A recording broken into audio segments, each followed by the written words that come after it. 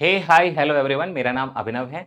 अगर आप चैनल पे नए हैं तो मैं आपको बता दूं कि यूपीएससी प्रीलिम्स 2026 के लिए पूरा इंटरनेशनल रिलेशंस हम लोग बहुत ज़्यादा कॉम्प्रिहेंसिव यूट्यूब पे कवर कर रहे हैं। साथ में मैं आपको माइक्रो नोट्स भी दूंगा। पूरी सीरीज यूट्यूब पे आ रही है।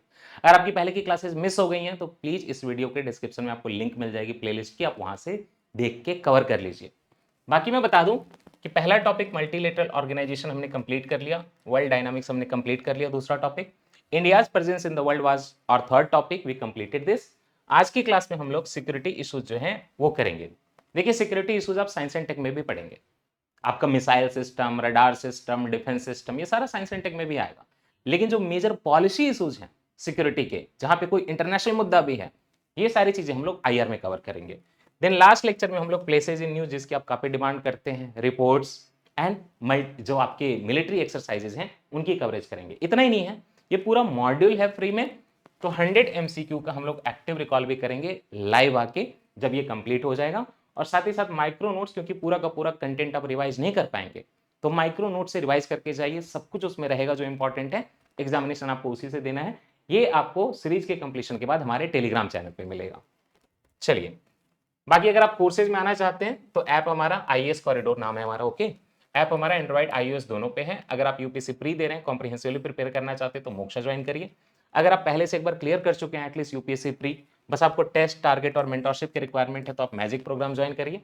अगर आप स्टेट पीएससी दे रहे हैं, उत्तर प्रदेश या बिहार, तो ज्वाइन कर सकते हैं। कोर्स हमारा कॉम्प्रिहेंसिवली कवर करता है। 300 से ज्यादा लोग मेंस लिखते हैं हमारे ऑलरेडी, और इसमें आपका static, current affair, status specific, everything is covered including the mentorship. Quality में लगभग 6 साल से पढ़ा रहा हूँ, तो इसकी काफ़ी डिमांड थी, क्योंकि लक्ष्मीकांत आप बहुत बार रिवाइज करते हैं। हमारी क्वालिटी की बुक पढ़ेंगे, 300 पेजेस की है जो, उसके बाद आपको लक्ष्मीकांत टच नहीं करना पड़ेगा। उसमें बेयर एक्ट भी इंक्लूडेड है, तो आप एक दो रिवीजन में सारे के सारे स्टैटिक क्वेश्चन एक भी बाहर नहीं आने वाला, चाहे स्टेट पीएससी का प्री हो चाहे यूपीएससी का प्री हो। ओके, साथ ही साथ 300 में आपको क्वेश्चन भी यहाँ पे करा रहा हूँ। 70 से 80 घंटे की पूरी सीरीज है, डेली 2 लेक्चर डलते हैं, यही मिड मार्च में कंप्लीट भी हो जाएगा। और इतना ही नहीं है, 1995 से 2025 के पीवाईक्यू भी इसमें टॉपिक वाइज हम लोग कवर करेंगे। और एक टेलीग्राम ग्रुप है, mentorship group, that is forever. Polity में आपको जब तक प्रिपरेशन के साइकिल में दिक्कत आएगी, you can ask me questions. Already काफी लोगों ने ज्वाइन किया है। फीस हमने बहुत नॉमिनल रखी है, बहुत नॉमिनल, एक पिज्जा के बराबर 499। आप ज्वाइन कर लीजिएगा ऐप से। चलिए, ये सारी चीजें बातें तो हो गई। Now we are starting with the first topic, security issues में हमारा पहला टॉपिक है आपस्पा। आपस्पा में या किसी भी टॉपिक में जब मैं आपको पढ़ाऊंगा, तो हमेशा पढ़ाने के साथ मैं आपको 2-3 एंगल बताऊंगा कि इस कॉन्टेक्स्ट में इस चीजों को याद करके रखना है, क्योंकि सारी चीजें आप मेमोराइज नहीं कर पाएंगे। दूसरी, आप ये काम करेंगे दूसरा, कि जब भी आपका 25 मिनट से 30 मिनट्स के आसपास कंप्लीट होगा लेक्चर, तो आप वीडियो को पॉज कर दीजिएगा और उसके बाद अपने डेस्क को छोड़ दीजिएगा, कंप्लीटली चेयर को छोड़ दीजिएगा। 5 मिनट का ब्रेक लीजिए। आप चाहे एक्सरसाइज करें, ब्रीदिंग एक्सरसाइज करें, कहीं वॉक करके आए, कहीं बैठ के आए, लेकिन डिसंगेज करके। अदरवाइज आप ग्रास्प नहीं कर पाएंगे लंबे टाइम तक चीजों को। सुनना आसान है, पैसिव है ना, लेकिन बीच बीच में ब्रेक मिलता है तो इंसान याद रख लेता है। तो ये काम करिएगा आप, 30 मिनट पे एक बार पॉज कर लीजिएगा जब भी ड्यूरेशन हो जाए। Let's start with the आपस्पा। News में क्यों है? क्योंकि रिसेंटली आपस्पा को एडिशनली 6 मंथ्स के लिए कुछ एरियाज में एक्सटेंड कर दिया गया है ना। 6 मंथ्स एक्सटेंशन हुआ है। इससे पता चलता है कि कहीं ना कहीं इंटरनल सिक्योरिटी के चैलेंजेस अब भी जिंदा है। आपस्पा की डिटेलिंग तो करेंगे, लेकिन एक्सटेंशन क्यों हुआ? क्योंकि प्रॉब्लम है। इंपैक्टेड रीजन कहां पे है? जहां पे आपस्पा लगता है। देखिए, आगे मैं आपको याद कराऊंगा, बट नॉर्थ ईस्ट में मणिपुर, नागालैंड, अरुणाचल प्रदेश के कुछ एरियाज में, इसके अलावा असम में भी आपस्पा है कुछ एरियाज में, छोटे छोटे थोड़े से बहुत एरिया में। लेकिन मणिपुर, नागालैंड, अरुणाचल प्रदेश में हमने इसको 6 महीने के लिए एक्सटेंड किया। और क्यों किया है? क्योंकि नॉर्थ ईस्ट में काफी अभी एक्टिव इंसर्जेंसी है, काफी लड़ाई झगड़ा हो रहा था, पब्लिक ऑर्डर की प्रॉब्लम थी, एथनिक वायलेंस चल रहा है डिफरेंट ट्राइब के बीच में, इसलिए किया। The foundation and core objective of the 1958 legislation. पहला एंगल ये याद रखना है कि आपस्पा के पीछे कोई एक्ट है क्या? यस, 1958 का आपस्पा एक्ट है।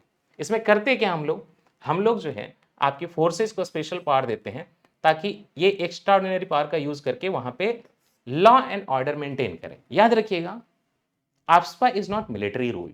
ये सिविलियन एडमिनिस्ट्रेशन को हेल्प करता है। लास्ट में सिविलियन एडमिनिस्ट्रेशन ही डील करेगी, लेकिन उनको हेल्प करता है। जो फंडामेंटल राइट में जानते हैं, मार्शल लॉ, वो आपस्पा नहीं है। उसमें पूरा का पूरा सिविलियन एडमिनिस्ट्रेशन खत्म हो जाएगा और मार्शल लॉ लग जाएगी, जो कि आज तक हमारी कंट्री में हुआ ही नहीं है। तो पहला एंगल तो ये याद रखिएगा कि कॉन्स्टिट्यूशन के फंडामेंटल राइट में जब हम बात करते हैं मार्शल लॉ लगने की, तो वो होता है सिविलियन एडमिनिस्ट्रेशन भी खत्म हो जाएगी। ये पैरेलल सिस्टम है, साथ में चलेगा। मेनली सिविलियन एडमिनिस्ट्रेशन ही काम करेगी, ये लोग हेल्प करेंगे।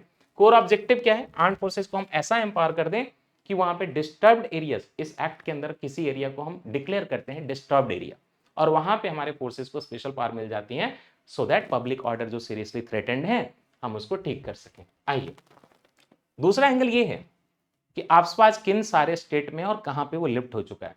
तो देखिए 2015 में त्रिपुरा से इसको हटा दिया गया, मेघालय से हटा दिया गया 2018 में, साल नहीं याद रखना है, एंड मिजोरम से भी हटा दिया गया था काफी पहले 1980s में। मिजोरम में काफी शांति है, तो त्रिपुरा, मेघालय, मिजोरम से हटा दिया गया। दैट मीन्स 3 से अगर हट गए तो नॉर्थ ईस्ट के 4 स्टेट में बचा हुआ। सिक्किम में तो आप सोच ही सकते हैं, सिक्किम को ऐसे भी हम 7 सिस्टर में काउंट नहीं करते, तो 7 में से 3 हटा दो तो 4 बच गए। 4 याद रखना बहुत आसान है, आप मना वर्ड याद रख लीजिए, बट कंफ्यूज मत होइएगा। मना इज नॉट मिजोरम, इतना ध्यान रखें, एंड मना इज नॉट मेघालय। तो मना वर्ड याद रखेंगे तो आप क्या याद रखेंगे, एक तरफ मणिपुर, एक तरफ असम, MA, नागालैंड, अरुणाचल प्रदेश। असम के थोड़े बहुत एरियाज में भी है, बाकी क्या कंप्लीट नहीं है, थोड़े बहुत एरियाज में ही होता है। दूसरा एंगल ये है कि जो आपका नॉर्थ ईस्ट में मैंने आपको मना में बताया, मणिपुर में, असम में, नागालैंड में, अरुणाचल प्रदेश में, क्या यही आपका जम्मू कश्मीर में भी है? नहीं, वो अलग है। ये जो आपने 1958 का लॉ सुना, ये नॉर्थ ईस्ट में लगता है। जम्मू कश्मीर के लिए अलग से यहाँ पे armed forces Jammu and Kashmir special power act 1990 है। दोनों का नेचर सेम है, जम्मू कश्मीर में भी हम आपस में बोलते हैं इसको, बट लॉ दोनों अलग है। नॉर्थ ईस्ट में 1958 वाला लॉ है, और जो जम्मू कश्मीर है उसमें जम्मू एंड कश्मीर एनफोर्समेंट, यहाँ पे जो है armed forces Jammu and Kashmir special power act आपस जम्मू एंड कश्मीर में 1990 में। तो दोनों अलग अलग चीजें याद रखिएगा। बाकी मैपिंग में कहां कहां पे स्टेट है ये आप ऐसे देख लीजिए, मैंने घेरा लगा दिया आपके लिए। ये हो गया अरुणाचल प्रदेश, उसके नीचे नागालैंड, उसके नीचे असम और मणिपुर। तो चारों ऐसे लाइन से, नीचे मिजोरम में नहीं है, त्रिपुरा में नहीं है, मेघालय में नहीं है, सिक्किम में तो हो ही नहीं सकता, आप इमेजिन नहीं कर सकते, सिक्किम में है बहुत शांति, तो वहां कोई इशू आता नहीं है। आइए, अब इसमें क्या क्या सेक्शन इंपॉर्टेंट है, वहां हमारा नेक्स्ट एंगल है। सबसे इंपॉर्टेंट है सेक्शन 3, और सेक्शन 3 जो है यही यहाँ पे से इसी का यूज करके हम लोग किसी एरिया को डिस्टर्ब्ड एरिया डिक्लेयर करते हैं कि यहाँ पे अशांति हो चुकी है, पब्लिक ऑर्डर में प्रॉब्लम हो चुकी है। अब जैसे ही किसी एरिया को हम सेक्शन 3 का यूज करके डिस्टर्ब्ड एरिया डिक्लेयर करते हैं तो लॉ एंड ऑर्डर का सिस्टम थोड़ा चेंज हो जाता है। सबसे पहले ऑथोराइजेशन कहां से आएगी कि डिस्टर्ब्ड एरिया डिक्लेयर कर रहे हैं, क्या हमारी आर्मी डिक्लेयर कर देगी? नहीं, ऑथोराइजेशन चाहिए। ऑथोराइजेशन चाहिए गवर्नर के थ्रू, या मान लीजिए कि कोई यूटी है तो वहां का कोई एडमिनिस्ट्रेटर है जो कि गवर्नर के नाम से नहीं तो एडमिनिस्ट्रेटर हो सकता है, या फिर सेंट्रल गवर्नमेंट जो ऑथोराइज कर दे, तब हमारे सेक्शन 3 के थ्रू वहां पे क्या लग जाएगा, डिस्टर्ब्ड एरिया का डिक्लेरेशन हो जाएगा। और एक्शन क्या है, आप या तो पूरे के पूरे स्टेट या यूटी को डिक्लेयर कर दीजिए डिस्टर्ब्ड एरिया, या किसी पार्ट को कर दीजिए, और जनरली किसी पार्ट को ही किया जाता है। जम्मू एंड कश्मीर में पूरा का पूरा स्टेट कवर होता है। हालांकि लीगल थ्रेशोल्ड क्या है, ये तभी ट्रिगर्ड होगा जब अथॉरिटीज बिलीव करते हैं कि यहाँ पे आर्म फोर्सेस को अलग से पावर देने की जरूरत है, so that they can aid civilian authorities. Civilian authorities रहेंगी, this is not martial law, लेकिन कहीं ना कहीं एक ट्रिगर आना चाहिए कि नहीं, जरूरत है सिविलियन अथॉरिटीज को कि आर्मी वहां पे थोड़ी सी पावरफुल हो जाए, स्पेशल जो है पावर ले ले। ये चीजें जो है डिक्लेरेशन जो डिस्टर्ब एरिया का सेक्शन 3 से। तो सेक्शन 4 में क्या है, जैसे ही डिक्लेरेशन हो जाएगा कि तो उसके बाद आर्म फोर्सेस के जो पर्सनल है, जो वर्किंग लोग हैं डिस्टर्ब्ड एरिया में है, उनके पास कुछ स्पेशल पावर आ जाएगी। या स्पेशल पावर में सबसे पहले यूज ऑफ फोर्स, ये फोर्स यूज कर सकते हैं, शूट कर सकते हैं, किल कर सकते हैं। कोई भी अगर वायलेट कर रहा है लॉ को तो आर्मी के लोग जो है वहां पे किसी को शूट एंड किल कर सकते हैं। देन सर्च एंड अरेस्ट, एक इंडिविजुअल को या ग्रुप के लोगों को उनके घर में घुस के, जाके उनके प्रेमिस में घुस के सर्च करना विदाउट वारंट, बस और बस की शक है, सस्पिशन है कि इन्होंने गलत किया, विदाउट वारंट घर में घुस के सर्चिंग कर सकते हैं, अरेस्ट भी कर सकते हैं। देन कम्स असेंबली रेस्ट्रिक्शन, ये बोल सकते हैं इस पावर के थ्रू कि यहाँ पे जो अथॉरिटी जो है प्रोहिबिट कर रहे हैं, 5 या 5 से ज्यादा लोग जो है एक बार में असेंबली नहीं कर सकते, बिना हथियार के भी असेंबल नहीं कर सकते, ऐसा बोल सकते हैं। And then comes infrastructure destruction, मान लीजिए कि आपने कुछ स्टोर किया हुआ वहां पे, राइट, आर्म का डंप बना रखा है, आपने जो है गन लगा के लोगों को खड़ा कर रखा है, 45 पोजीशन बना दी है, अटैक लॉन्च कर सकते हैं, ट्रेनिंग कैंप है आर्म्ड वॉलंटियर का, टेररिस्ट का, तो पूरा का पूरा इंफ्रास्ट्रक्चर वो लोग खत्म कर देते हैं, कई बार घरों को भी उड़ा देते हैं, आपने देखा होगा ऐसा वीडियोस, राइट। ये सारे पावर मिलते हैं। अब जब ये सारे पावर मिलते हैं तो कहीं ना कहीं ये लोग जो यहाँ पे काम कर रहे हैं आर्मी वाले को, उनको कोई लीगल इम्यूनिटी मिली हुई है, तभी उनके ऊपर कोई एक्शन नहीं हो रहा। Legal immunity for personal operates alongside strict procedural guard rail, इतना स्ट्रिक्ट तो है प्रोसीजर, लेकिन साथ ही साथ एक ये भी याद रखिएगा कि जो भी आपके यहाँ पे फोर्सेस के लोग हैं उनको सेक्शन 6 एक जो है इम्यूनिटी देता है। आर्म फोर्सेस के पर्सनल जो हैं यहाँ पे जो लगे हुए हैं काम करने के लिए, they receive total protection from prosecution and legal suit. उनके ऊपर ना सिविल ना क्रिमिनल चार्जेस लगेंगे अगर वो आफ्सपा के अंदर मिलके वहां पे काम कर रहे थे। लग सकते हैं तब जब सेंट्रल गवर्नमेंट अलग से सैंक्शन कर दे कि हाँ इन्होंने गलत किया है, आफ्सपा के बाहर जाके कुछ किया है जो कि हमारे हिसाब से भी गलत है। अदरवाइज जब तक सेंट्रल गवर्नमेंट का सैंक्शन नहीं आएगा, उनके ऊपर किसी भी तरह की कार्रवाई नहीं हो सकती अगर वहां पे आफ्सपा लगा हुआ था। देन थोड़ा प्रोसीजरल रिक्वायरमेंट अरेस्ट का भी है। ठीक है, लोगों को उठा लेंगे, अरेस्ट कर लेंगे, लेकिन लास्ट में क्या? सबसे पहले आर्म्ड फोर्सेज मान लीजिए कि किसी को डिटेन करते हैं, सस्पेक्ट को उठा के लेके जाते हैं, उसके बाद उनको नियरेस्ट जो भी पुलिस स्टेशन होगा वहां पे हैंड ओवर करना पड़ेगा। They are adding the civilian authorities, they are not replacing the civilian authorities, please याद रखिएगा। और इसके लिए 24 घंटे का रूल नहीं है आर्टिकल 22 की तरफ कि नियरेस्ट मजिस्ट्रेट के पास 24 घंटे के अंदर लेके जाना है। बेस्ट पॉसिबल टाइम, जितना कम टाइम लगे उतना जल्दी जो है ये काम करना है कि आपको नियरेस्ट पुलिस स्टेशन पे उस गिरफ्तार आदमी को पहुंचा देना है। उसके बाद एक्शन जो है पुलिस लेगी, राइट।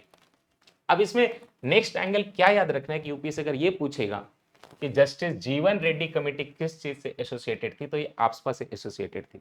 कई लोग इसकी बहुत शिकायत करते हैं कि ह्यूमन राइट वायलेट करता है, तो ये कहते हैं पहला रिकमेंडेशन मेरा तो ये है कि आप कंप्लीटली जो है armed forces special power act AFSPA को रिपील कर दीजिए, राइट। फुल डिसमेंटलिंग कर दीजिए, कंट्रोवर्शियल है, गलत लॉ है। बट देन फिर इतनी कई जगह पे इंटरनल डिस्टर्बेंस है, प्रॉब्लम है, लोग हथियार लेके खड़े होते हैं, तो उनको डील करने के लिए कुछ तो करना पड़ेगा।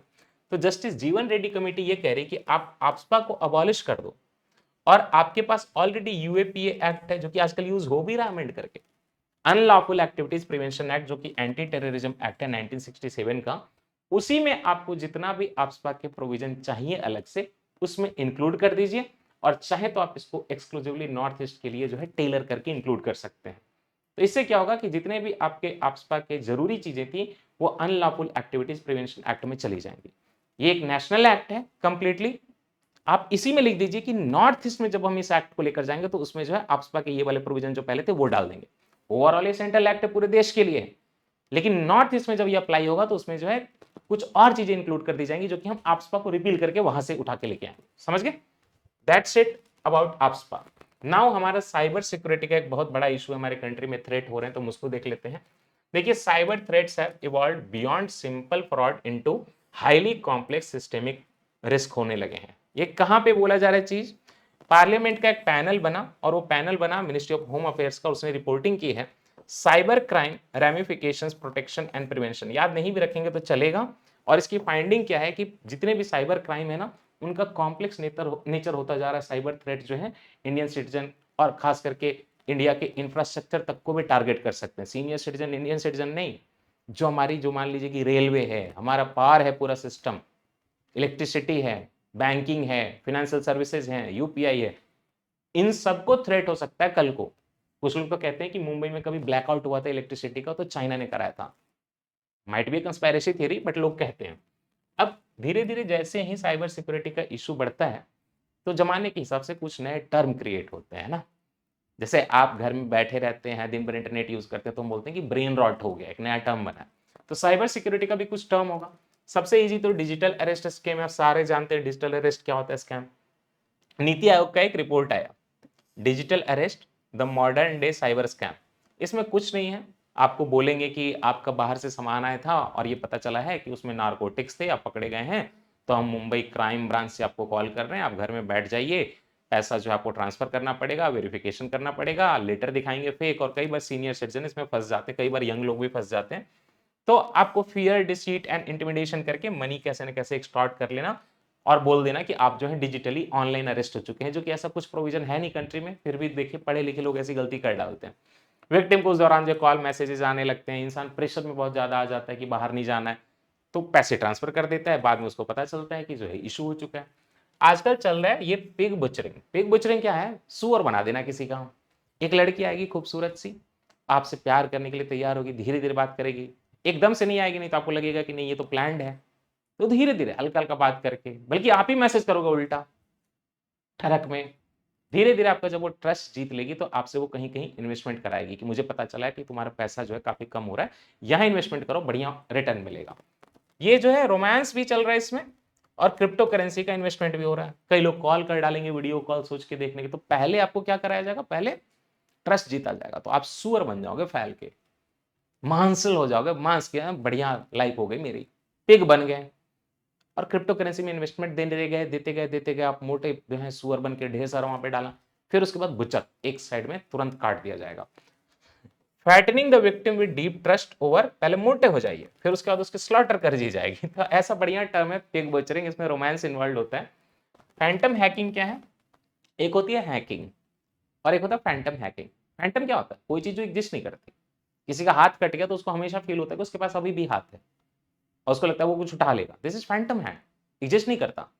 अगर मैं किसी को बोलूं कि आपका ना बिल्कुल हैक हो गया है मोबाइल फोन, और मैं जो है आपको बैंक से कॉल कर रहा हूँ, या मान लीजिए कि किसी एजेंसी से कॉल कर रहा हूँ, आरबीआई का एजेंट हूँ, बैंक का स्टाफ हूँ, और आपका जो है मैं मोबाइल ठीक कर दूंगा, आप पहले जो है पैसे जल्दी से यहाँ पे ट्रांसफर कर दीजिए। तो फैंटम हैकिंग ये है, aggressive evolution of traditional tech support scam है। टेक सपोर्ट के नाम पे लोग कॉल करते हैं, और ये वल्नरेबल पॉपुलेशन, सीनियर सिटीजन हमेशा फंसते हैं इन सब सारी चीजों में। और उसके बाद आपको बोलेंगे कि एक सिक्योर अकाउंट में ट्रांसफर कर दो, नहीं तो आपका तो हैक हो चुका है, जो कि एक्चुअली में हैक है नहीं। तो है ना, टेक्निकल सपोर्ट के नाम पे हैक कर लेना। देन ये सारा जो था आपने देखा। अब आइए कि हार्डवेयर का भी हाईजैकिंग हो सकता है क्या? हाँ बिल्कुल हो सकता है। ये देखिए जूस हैकिंग जैकिंग क्या है। कई बार आप जानते हैं एयरपोर्ट पे, रेलवे स्टेशन पे, कई बार बसेस में, आपको पता है ना, कार में आप बैठते हैं अपना मोबाइल चार्ज करते हैं, बट इतना जल्दी चार्ज मत किया करिए, आप पावर बैंक लेके जाया करिए। आपको क्या पता जो चार्जिंग पोर्ट है वो डेटा भी ले ले। सॉफ्टवेयर ऐसा लगाओ कि तुरंत इंस्टॉल कर ले, सारा डेटा निकाल ले, आपकी फोटो निकल जाए, सारा ट्रांजैक्शन का डिटेल निकल जाए बैंक का। तो कभी भी पब्लिक चार्जिंग पॉइंट पे चार्ज मत करिए, सस्ता सा इन्वेस्टमेंट है, प्लीज एक पावर बैंक लेके चलिए, राइट। यही होता है जूस हैकिंग। आप गए चार्ज करने, पता चला सारा डेटा ही निकल गया। तो फिजिकल है ये, physical cyber cyber attack vector है ये। इसमें क्या करते हैं मैलिशियस एक्टर जो होते हैं, जो बदमाश होते हैं, वो यूएसबी का चार्जिंग पोर्ट को ही कॉम्प्रोमाइज कर डालते हैं और उसमें से आपका डेटा चुरा लिया जाता है विक्टिम के डिवाइस से। उसके बाद जो होना है होगा। देन क्रिप्टो जैकिंग क्या है? इसमें हम लोग क्या करते हैं कि विक्टिम का पूरा जो हार्डवेयर है ना उसको हैक कर लेते हैं। मेरे पास एक लैपटॉप, लैपटॉप को हैक कर लेंगे। और आप जानते हैं कि क्रिप्टो करेंसी की माइनिंग होती है सॉफ्टवेयर के थ्रू। तो मान लीजिए कि मेरे लैपटॉप को हैक कर लिया, ऐसे 100 लोगों का लैपटॉप को हैक कर लिया। 100 लोगों का जो है ऑलरेडी बैकग्राउंड में क्रिप्टो माइनिंग चल रहा है, सारे पैसे उसके जनरेट हो रहे हैं। ये करने में एक सिस्टम से सालों लग जाएंगे, कई साल लग जाएंगे। लेकिन अगर मैं ढेर सारा हैक कर लूं तब तो मैं पैसे भी जनरेट कर लूंगा, और इनकी परमिशन के बिना मेरे लैपटॉप पे माइनिंग चल रही, क्रिप्टो माइनिंग। ये क्रिप्टो जैकिंग है। ये जो है कॉम्पिटिशनल थेफ्ट एक तरीके का। साइबर क्रिमिनल जो है आपके कंप्यूटिंग रिसोर्सेज को हाईजैक कर लेंगे, डिवाइसेस बैकग्राउंड में क्रिप्टो माइनिंग करेंगे, और सारा आपकी विदाउट परमिशन के डिटेक्शन के होगा, और पैसे जो है उनके मिंट होते जाएंगे। आइए, तो इंडिया का कोई इसके लिए रिस्पॉन्स है क्या साइबर क्राइम के लिए? मैं बताता हूं। देखिए, हमारा जो नेशनल क्राइम रिकॉर्ड ब्यूरो है मिनिस्ट्री ऑफ होम अफेयर्स के अंदर, उसने क्या बोला है कि 3 प्राइमरी अम्ब्रेलाज के थ्रू जो हम लोग ओवरऑल डील करते हैं। सबसे पहले बात होती है इंफॉर्मेशन टेक्नोलॉजी एक्ट 2000 की। इसके की सेक्शन जो आपके लिए इंपॉर्टेंट है आईटी एक्ट के 2000 के, वो मैं आगे अगले पेज पे पढ़ा दूंगा। दूसरा है भारतीय न्याय संहिता में भी तो कुछ भी लिखा होगा, इंडियन पेनल कोड को इसने रिप्लेस किया है, तो भाई कुछ चीजें तो ये भी कवर करेगा, क्योंकि ये अभी आया है ना, तो अपडेट हुआ, इसमें डिजिटल वाली चीजें भी इंक्लूडेड है। एंड देन लोकल लॉज भी हो सकते हैं, स्टेट के अपने लॉ भी हो सकते हैं। ये तो हो गया लॉ की बातें। इसके अलावा कुछ एजेंसीज हैं जो कि डिटेलिंग हम फिर करने वाले हैं, चिंता मत करिएगा। एक बहुत इंपॉर्टेंट एजेंसी है I4C, जो कि 2020 में क्रिएट की गई। ये पूरा का पूरा नेशन का कोऑर्डिनेशन हब है। इसका नाम ये Indian cyber crime coordination centre. तो आई लिख दीजिए, cyber crime coordination centre, 4C हो गया, I4C। दैट मीन्स ये कोऑर्डिनेट करता होगा। हाँ, सर्ट इन आप सारे लोग जानते होंगे, कई बार आपको आता है कि आपका सफारी जो है कॉम्प्रोमाइज हो गया, गूगल क्रोम कॉम्प्रोमाइज हो गया, ये इंसिडेंट बताना, ये सारा काम जो है computer emergency response team of India का है। सर्ट इन दिल्ली में बैठती है। NCIIPC आगे मैं आपको बताऊंगा, ये इंफ्रास्ट्रक्चर, बैंकिंग, आरबीआई, इस तरह सारी चीज जहां जहां पे हमारा इंफ्रास्ट्रक्चर, उनकी प्रोटेक्शन के लिए आगे बताऊंगा मैं। देन सीबीआई और नेशनल इन्वेस्टिगेशन एजेंसी, ये भी मिलकर काम करते हैं। आजकल ये लोग भी साइबर क्राइम में डील करते हैं। स्टेट लेवल अपना इनिशिएटिव चलता है कई स्टेट का। आइए, सबसे पहले हम लोग बात करते हैं इंफॉर्मेशन टेक्नोलॉजी एक्ट 2000 की, कि उसके इंपॉर्टेंट कौन से प्रोविजन है। सबसे पहला आता है सेक्शन 69A। 69A क्या कहता है? जैसे अभी ऑपरेशन सिंदूर चल रहा था, तो इंडियन गवर्नमेंट ने ट्विटर को क्या बोला, एक्स को क्या बोला, कि पाकिस्तान का जितना भी ट्विटर हैंडल है ना, सारे को बंद कर दो। यूट्यूब पे जितना उनका चल रहा है, इंडिया में कुछ नहीं दिखना चाहिए। तो like you are blocking a website, blocking a person, कि वो अपना कुछ भी पोस्ट ना कर सके, वो इंडिया में दिख ना सके। इसके पीछे है section 69A। Grants the state the power to block public access to specific information, information के नाम पे आपकी आईडी भी बैन की जा सकती है, right. Then come section 79। Section 79 क्या है? ये इंटरमीडियरी की क्या लायबिलिटीज हैं ये बताता है, साथ ही साथ एक सेफ हार्बर का प्रिंसिपल क्रिएट करता है आपकी इंटरमीडियरी के लिए। सेक्शन 79 मैं बता देता हूं, यहां पे लिखा हुआ है सेफ हार्बर प्रिंसिपल क्या है और सेक्शन 79 क्या है, मैं आपको बताता हूं इंटरमीडियरी क्या है।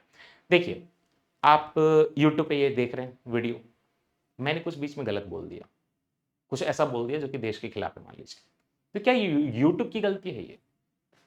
अगर आप यूट्यूब की गलती बोलेंगे तो फिर गलत हो जाएगा। क्यों? क्योंकि अगर यूट्यूब मुझे बोलने के पहले एक एक वीडियो रिव्यू करने लगे तो प्री सेंसरशिप हो जाएगा, राइट, प्री सेंसरशिप। लेकिन अगर यूट्यूब को सरकार बोले कि इसने गलत बोला, इसकी वीडियो हटा दो 69A का यूज करके, और वो वीडियो ना हटाए, तब प्रॉब्लम है, राइट। तो एक इंटरमीडियरी यूट्यूब जो है उसकी लायबिलिटी है, बट फर्स्ट पॉइंट पे नहीं है। ये जो फर्स्ट पॉइंट पे लायबिलिटी नहीं होना है, इसी चीज को हम लोग सेफ हार्बर बोलते हैं। सेफ हार्बर प्रिंसिपल इस इंटरमीडियरी का लीगल प्रोटेक्शन है, ऑनलाइन इंटरमीडियरी का, चाहे वो सोशल मीडिया हो, इंटरनेट सर्विस प्रोटोकॉल हो, आईएसपी हो, क्लाउड होस्ट हो, कोई भी जो सर्विसेज देते हैं उनकी गलती नहीं है। थर्ड पार्टी कंटेंट जो उस इंसान पोस्ट करेगा उस इंसान की गलती है, बट देन अगर उनको पहले से नॉलेज नहीं है, तो अगर वो जानबूझकर पोस्ट करवा रहे हैं, सब कुछ ऐसा करवा रहे हैं, तब तो दिक्कत है। देन गवर्नमेंट अगर इनको दे दे, एक आप ड्यू डिलीजेंस रखिए, नोटिस दे दे कि आप टेक डाउन कर लो, वो भी आप टेक डाउन नहीं करो, सेक्शन 69A मत फॉलो करो, तब आपको पकड़ा जाएगा, तब आपकी लायबिलिटी होगी। सेफ हार्बर प्रिंसिपल कहीं ना कहीं फ्री स्पीच को प्रमोट करता है, डिजिटल ग्रोथ को प्रमोट करता है, और प्री सेंसरशिप को रोकता है कि पोस्ट करने के पहले ना रोके आप। देन कम 70B इसी आईटी एक्ट का, यह स्टैट्यूटरी मैंडेट है जहां से सर्ट इन एस्टैब्लिश हुआ है नेशनल नोडल एजेंसी की तरह। ये computer emergency response team of India जो है सेक्शन 70B आईटी एक्ट 2000 के अंदर क्रिएट हुआ है। इस इंफॉर्मेशन को आप अलग से याद रखिएगा। ये सारे तीनों इंफॉर्मेशन इंपॉर्टेंट है। सेफ हार्बर प्रिंसिपल कहां से? 70 से, राइट। आइए नेक्स्ट कम्स, ये सारे जो हमने इंस्टीट्यूट पढ़े तो उनकी डिटेलिंग देख लेते हैं। तो सबसे पहले हम लोग जो बात करते हैं Indian computer emergency response team CERT in, जिसको हम लोग इन सर्ट भी बोलते हैं। ये ministry of electronics and information technology जो है गवर्नमेंट ऑफ इंडिया का, उसके अंदर एक ऑफिस है। तो सर्ट इन के बारे में आप क्या बोलोगे? मेटी का ऑफिस है। Ministry of electronics and information technology के अंदर एक ऑफिस है, computer emergency response team in for India, या आप चाहे तो आप IN पहले लगा दें। सर्ट इन क्रिएट किया गया था 2004 में by the government of India, और इसको क्रिएट किया गया था इंफॉर्मेशन टेक्नोलॉजी एक्ट 2000 के अंदर, जो कि अभी अभी आपने पढ़ा है 70B के अंदर। ये देखिए अभी आपने पढ़ा था 70B के अंदर। ये सेफ हार्बर का है 79, सर्ट इन किससे क्रिएट हुआ? 70B। 69A क्या है बताइए? किसी वेबसाइट को, किसी इंफॉर्मेशन को ब्लॉक करना, किसी ट्विटर हैंडल को ब्लॉक करना, किसी यूजर को ब्लॉक करना। आप भी किसी को ब्लॉक कर सकते हैं। सो ministry of electronics and information technology के अंदर ये इंफॉर्मेशन टेक्नोलॉजी एक्ट 2000 के सेक्शन 70B से क्रिएट किया गया 2004 में सर्ट इन। ये साइबर सिक्योरिटी के जितने भी कंट्री में इंसिडेंट होते हैं ना, सारे को मैनेज करता है, इंफॉर्मेशन देता है और एडवाइजरी देता है। AI ड्राइवन हो चुका है आज तो, फिशिंग अलर्ट देता है कि आपका जो है वेबसाइट पे कहीं पे कॉम्प्रोमाइज हो सकता है, आपका ब्राउजर जो है गड़बड़ है, फिशिंग अटैक हो जाएगा, पासवर्ड चोरी कर लिए जाएंगे, ये सारी चीजें ये बताता है। देन कम्स NCIIPC, ये क्या है? National critical information infrastructure protection centre. National critical information infrastructure protection centre, ये नोडल एजेंसी है जो कि बनी है इंफॉर्मेशन टेक्नोलॉजी के ही सेक्शन 70A के अंदर 2000 में, और ये जो है आपका 2008 में ये इंफॉर्मेशन टेक्नोलॉजी एक्ट अमेंड भी हुआ था by the way, to protect the nation's critical, 2008 में अमेंड करके इसको बनाया गया है ना, to protect the critical digital infrastructure. New Delhi में बेस्ड है, और ये नेशनल टेक्निकल रिसर्च ऑर्गेनाइजेशन जो हमारे कंट्री का प्राइम मिनिस्टर के ऑफिस के अंदर, उसी के अंदर काम करता है। तो क्या क्या याद रखेंगे? प्राइम मिनिस्टर ऑफिस के अंदर PMO के अंदर एक है national technical research organisation NTRO, जो कि कांग्रेस के टाइम से ही है NTRO। इस नेशनल टेक्निकल रिसर्च ऑर्गेनाइजेशन के अंदर है NCIIPC, क्योंकि बहुत इंपॉर्टेंट है, ये national critical information infrastructure protection centre है। क्रिएट किया गया इसको आपके IT एक्ट सेक्शन 70A के अंदर। NCIIPC जो है क्रिटिकल इंफॉर्मेशन इंफ्रास्ट्रक्चर मतलब पावर, बैंकिंग, देखिए पावर सिस्टम भी, बैंकिंग, टेलीकॉम, ये सारे को प्रोटेक्ट करता है। देन कम्स CBI NIA, तो मिलकर काम करते ही, अगर कहीं पे मान लीजिए कि साइबर फ्रॉड का इशू हो तो CBI NIA भी काम करेंगे। यहाँ पे they are task with cyber fraud and terrorism. एक ऑपरेशन चक्र जो है बाय द वे याद रखिएगा, ये डार्क वेब फ्रॉड को अगेंस्ट है। ऑपरेशन चक्र जो है डार्क वेब जो होता है, जो वेब हमने नहीं दिखता, जो बैकग्राउंड में है, जहां पहुंचने के लिए आपको अलग से ब्राउजर यूज करना पड़ता है, जहां पे बहुत इलीगल एक्टिविटीज होती हैं, ये डार्क वेब में स्कैम को डील करने के लिए, प्रॉब्लम्स को डील करने के लिए ऑपरेशन चक्र जो है ये सीबीआई एनआईए वगैरह चला रहे हैं। कुछ स्टेट लेवल के इनिशिएटिव भी हैं। महाराष्ट्र और केरला बहुत अच्छा काम कर रहे हैं। केरला का साइबर डोम जो है आया भी है मेंस के क्वेश्चन में। ये लोग जो हैं काफी हेल्प कर रहे हैं अपने लोगों को। महाराष्ट्र एंड केरला, केरला का साइबर डोम याद रखिएगा। देन डिटेलिंग कर लेते हैं I4C की, right, Indian cyber crime coordination centre, I and 4 बार C, cyber crime coordination centre. ये पूरा का पूरा साइबर डिफेंस का एक ट्रांजेक्शनल हब है। मैं बताता हूं 2020 में ऑफिशियली जो इसको बनाया गया मिनिस्ट्री ऑफ होम अफेयर्स के अंदर, मिनिस्ट्री ऑफ होम अफेयर्स के अंदर 2020 में ऑफिशियली इनॉग्रेट किया गया और बोला गया कि ये नोडल पॉइंट की तरह काम करेगा, पूरे कंट्री में साइबर क्राइम को रोकेगा। फिर 2020 में ये आपका मिनिस्ट्री ऑफ होम अफेयर्स के अंदर आया नोडल एजेंसी। 2024 में ऑफिशियली इसको हम लोग एक अटैच्ड ऑफिस बनाते हैं union ministry of home affairs के अंदर ही। तो पहले सिंपली इसका इनॉग्रेशन किया गया 2000 में और 2020 में, और 4 साल बाद 2024 में इसको अटैच्ड ऑफिस बना दिया गया। बट ये सारी चीजें मिनिस्ट्री ऑफ होम अफेयर्स के अराउंड ही होंगी। I4C कोर ऑब्जेक्टिव क्या है? यूनिफाइड फ्रेमवर्क है ऑब्वियसली, चाहे लॉ एनफोर्समेंट एजेंसी हो, चाहे साइबर क्राइम का कोई एजेंसी हो जो कि डील कर रहा हो, आपस में बातचीत कर सके। अगर आप I4C को देखेंगे तो इसके मल्टीपल वर्टिकल हैं। पहला वर्टिकल ये देखिए, national cyber crime reporting portal. यहाँ पे तो आप हेल्पलाइन 1930 का यूज करके आप भी साइबर क्राइम का रिपोर्ट कर सकते हैं कि किसी ने आपके पैसे मतलब गलत से यूपीआई करा लिए, कुछ हैकिंग हो गई, तो आप national cyber crime reporting portal पे जाइए एनसीआरपी पे और हेल्पलाइन 1930 का यूज करके शिकायत कर दीजिए। ये I4C का ही वर्टिकल है, right. Indian cyber crime coordination centre ministry of home affairs का अटैच्ड ऑफिस उसका वर्टिकल है। National cyber crime ecosystem management unit है एक, NCEMU, ये भी I4C का वर्टिकल है। देन है NC ताऊ, ताऊ जी हैं ये, national cyber crime threat analytics unit, analysis करना, ये भी उसी का वर्टिकल है। एंड देन कम्स JCCT, ये क्या है? Joint cyber crime coordination team, ये भी I4C का वर्टिकल है। हेल्पलाइन क्या है? 1930। आप कभी भी गड़बड़ होगा तो यहाँ कॉल कर दीजिएगा, I4C के पास कॉल जाएगा उनका, national cyber crime reporting portal के पास। Done. Next, prevention of money laundering integration, ये क्या है? अभी हम साइबर क्राइम ही पढ़ रहे हैं।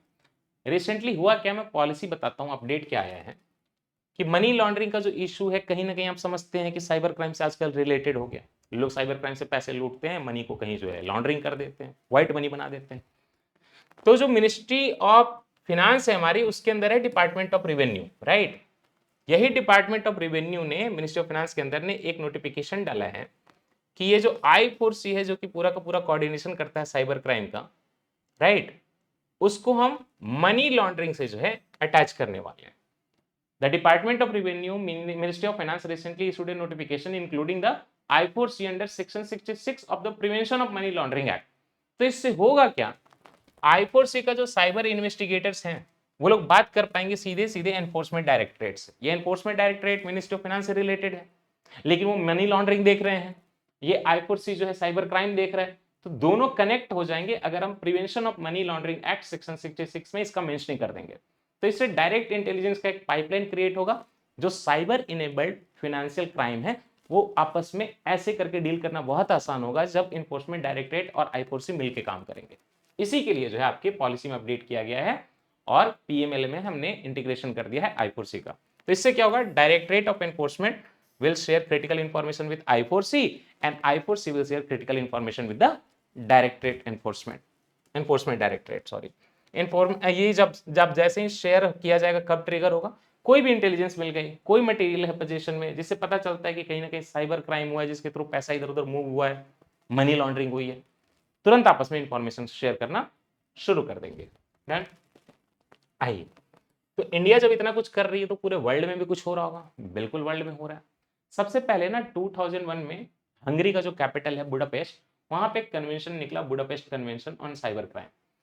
इसके लिए काउंसिल ऑफ यूरोप ने इसकी जो है ड्राफ्टिंग की थी और ये फर्स्ट इंटरनेशनल ट्रीटी थी जो कि कहीं ना कहीं cross border cyber crime cooperation की बात करती थी। तो फर्स्ट इंटरनेशनल ट्रीटी कौन सी आई? Budapest convention. ये काउंसिल ऑफ यूरोप का ड्राफ्टेड मटेरियल था, 2001 में आया था और cyber crime cooperation cross border हो ऐसा पहला ये इस तरह का कन्वेंशन निकला। This was Budapest convention. अब इसमें लेकिन प्रॉब्लम थी, कई कंट्री, रशिया एंड चाइना ने इसको रिजेक्ट कर दिया। उन्होंने बोला कि नहीं, ये कहीं ना कहीं इंडिपेंडेंट नहीं होता ना, ये यूरोपियन काउंसिल का लगता है, काउंसिल ऑफ यूरोप का लगता है। तो इंडिपेंडेंट एक इंटरनेशनल कन्वेंशन बनाया जाए। इंडिपेंडेंट बनाया जाए तो कौन बनाएगा? यूरोपियन काउंसिल बनाएगा या यूनाइटेड नेशन बनाएगा? यूनाइटेड नेशन बनाएगा। तब आता है यूनाइटेड नेशन, ये था 2001 का। तब आता है United nation convention against cyber crime. इसकी डिटेलिंग अगले पेज में होगी। United nation convention against cyber crime. अब पिछले वाले में ग्लोबल कॉन्सेंसस नहीं हुआ, चाइना रशिया खिलाफ हो गए बुडापेस्ट कन्वेंशन पे, उसी के लिए आया।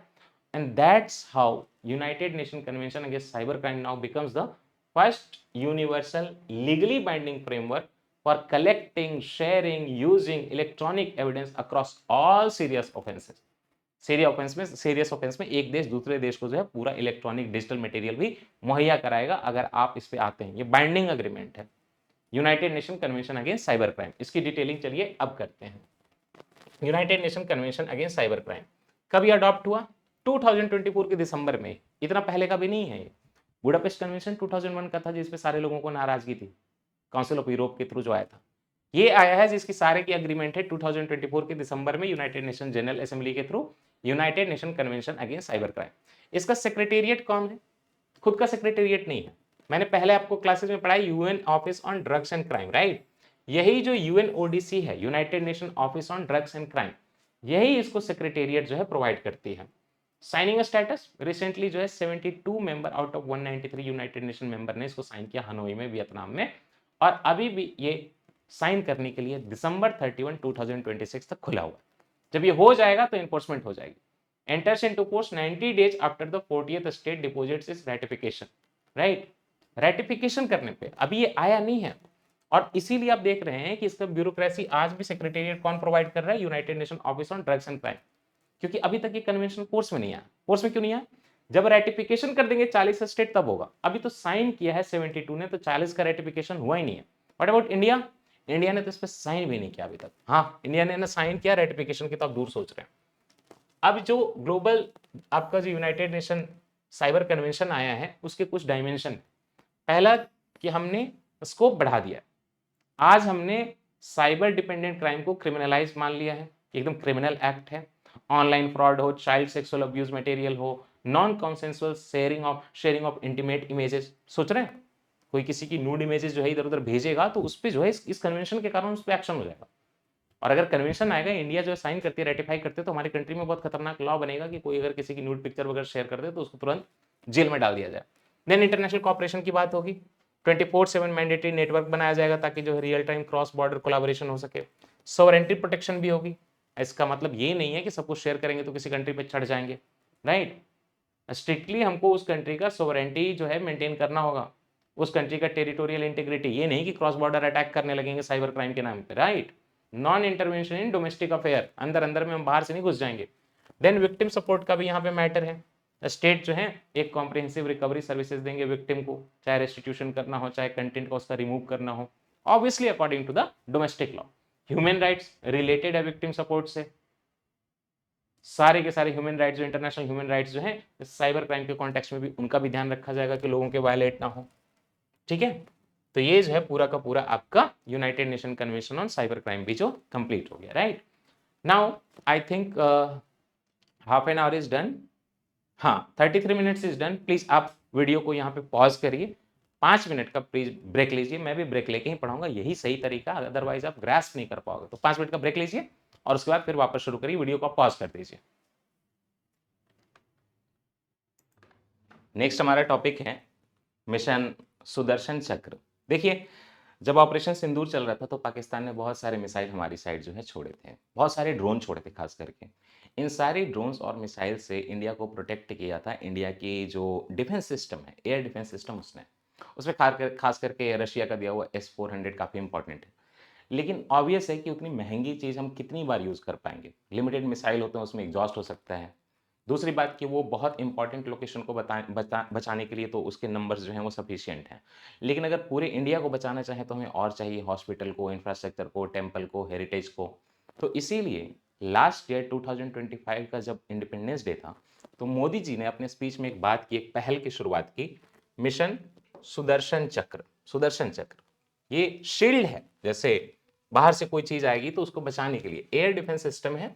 79th इंडिपेंडेंस डे था बाय द वे, 15 अगस्त 2025 को 79th इंडिपेंडेंस डे था इंडिया का, तब मोदी जी ने बोला कि हम लोग जो है एक मिशन सुदर्शन चक्र लेकर आ रहे हैं और ये एयर डिफेंस सिस्टम है। इसकी खासियत ये है कि देखिए कोई भी अगर किसी कंट्री का एयर डिफेंस सिस्टम बहुत अच्छा होता है ना, तो उसके जो स्ट्रेटेजिक मिसाइल वगैरह हैं सारे वो भी प्रोटेक्टेड रहते हैं। एयर डिफेंस सिस्टम अच्छा है तो बाहर से आने वाली चीज़ों को जब हमने रोक दिया तो हमारा कुछ खराब नहीं होगा। यही कह रहा था ना, पाकिस्तान एक झूठा क्लेम कर रहा था कि ब्रह्मोस जहाँ पे सारा स्टोर था हमने उसको डिस्ट्रॉय कर दिया।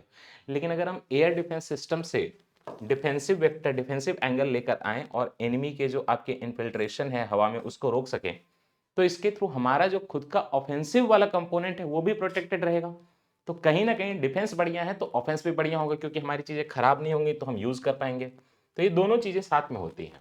इसका आर्किटेक्चर मल्टी लेयर्ड है, अलग अलग एल्टीट्यूड के लिए अलग अलग सिस्टम है। कोर में ये है कि क्रिटिकल नोड होगा, multi layered missile defence system of India, और इससे इंडिया का जो है कहीं ना कहीं डेटरेंट एंड ऑफेंसिव कैपेबिलिटीज दोनों जो है स्ट्रांग होंगी। डेटरेंट मतलब किसी को डराना, जैसे न्यूक्लियर जो होता है वो खास करके डेटरेंट है, हम यूज नहीं करते बट लोग डरते हैं कि इंडिया पे अटैक नहीं कर सकते, नॉर्थ कोरिया पे अटैक नहीं कर सकते क्योंकि डेटरेंट है। तो इससे नेशनल सिक्योरिटी शील्ड जो है मिशन सुदर्शन चक्र से एनहांस होगा। करना क्या है इसमें, हमें क्या रोकना है, देखिए 360 डिग्री एसेट प्रोटेक्शन की इसमें बात है। मतलब जितने भी इंपॉर्टेंट एसेट हैं पब्लिक प्लेसेस इनफैक्ट सबको प्रोटेक्ट करना है। स्ट्रेटेजिक एसेट, इंडिया का बहुत बड़ा कोई थर्मल पावर कॉर्पोरेशन का एनटीपीसी का प्लांट है, बहुत बड़ा फर्टिलाइजर का प्लांट है, this also become very important.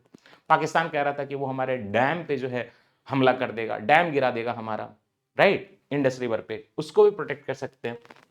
तो एक तो गया स्ट्रेटेजिक एसेट जो कंट्री के लिए बहुत इंपॉर्टेंट है, जनरली वो पब्लिक सेक्टर में है। सिविलियन स्ट्रक्चर कैसे, हॉस्पिटल्स कई बहुत इंपॉर्टेंट हो सकते हैं खास करके वॉर के दौरान, रेलवेज, सारे पब्लिक प्लेसेस जितने भी नेशन में है सबको प्रोटेक्ट करेंगे। और ये रिलीजियस कल्चरल साइट्स भी बहुत इंपॉर्टेंट है कि कहीं ना कहीं इंडिया पाकिस्तान में, पाकिस्तान जो है काइंड ऑफ थियोक्रेटिक स्टेट भी है। अब देखिए टारगेटेड प्रिसाइज एक्शन जब होगा हमारा तो क्या फायदा है। एक एयर में हम प्रोटेक्ट कर सकेंगे, मल्टी डोमेन है ना ये, इसमें बहुत सारी चीजें, तो एयर में, लैंड से हम प्रोटेक्शन करेंगे, सी से प्रोटेक्शन करेंगे, और साथ ही साथ हम ये कंपोनेंट भी यूज करेंगे, सर्वेलेंस स्ट्रांग होगा, साइबर प्रोटेक्शन करेंगे, फिजिकल इंफ्रास्ट्रक्चर जो हम उसको प्रोटेक्ट करेंगे। नॉर्मल सी बातें हैं अभी तक तो। ये जब पूरा का पूरा मिशन सुदर्शन चक्र की बात हो रही है तो इसी का एक कंपोनेंट है और वो है प्रोजेक्ट कुशा। प्रोजेक्ट कुशा जो है इंडियन आर्मी डिमांड कर रही काफी टाइम से, ये मिशन सुदर्शन चक्र का ही पार्ट होगा। प्रोजेक्ट कुशा इंडिजिनस है, हम खुद बनाने वाले हैं, लॉन्ग रेंज का है, अगर 400 किलोमीटर तक जाए तो हम लॉन्ग रेंज माना जाता है मिसाइल डिफेंस सिस्टम में। Surface to air missile system, जमीन से छोड़ेंगे और हवा में जो है एनिमी की चीजों को रोक लेंगे।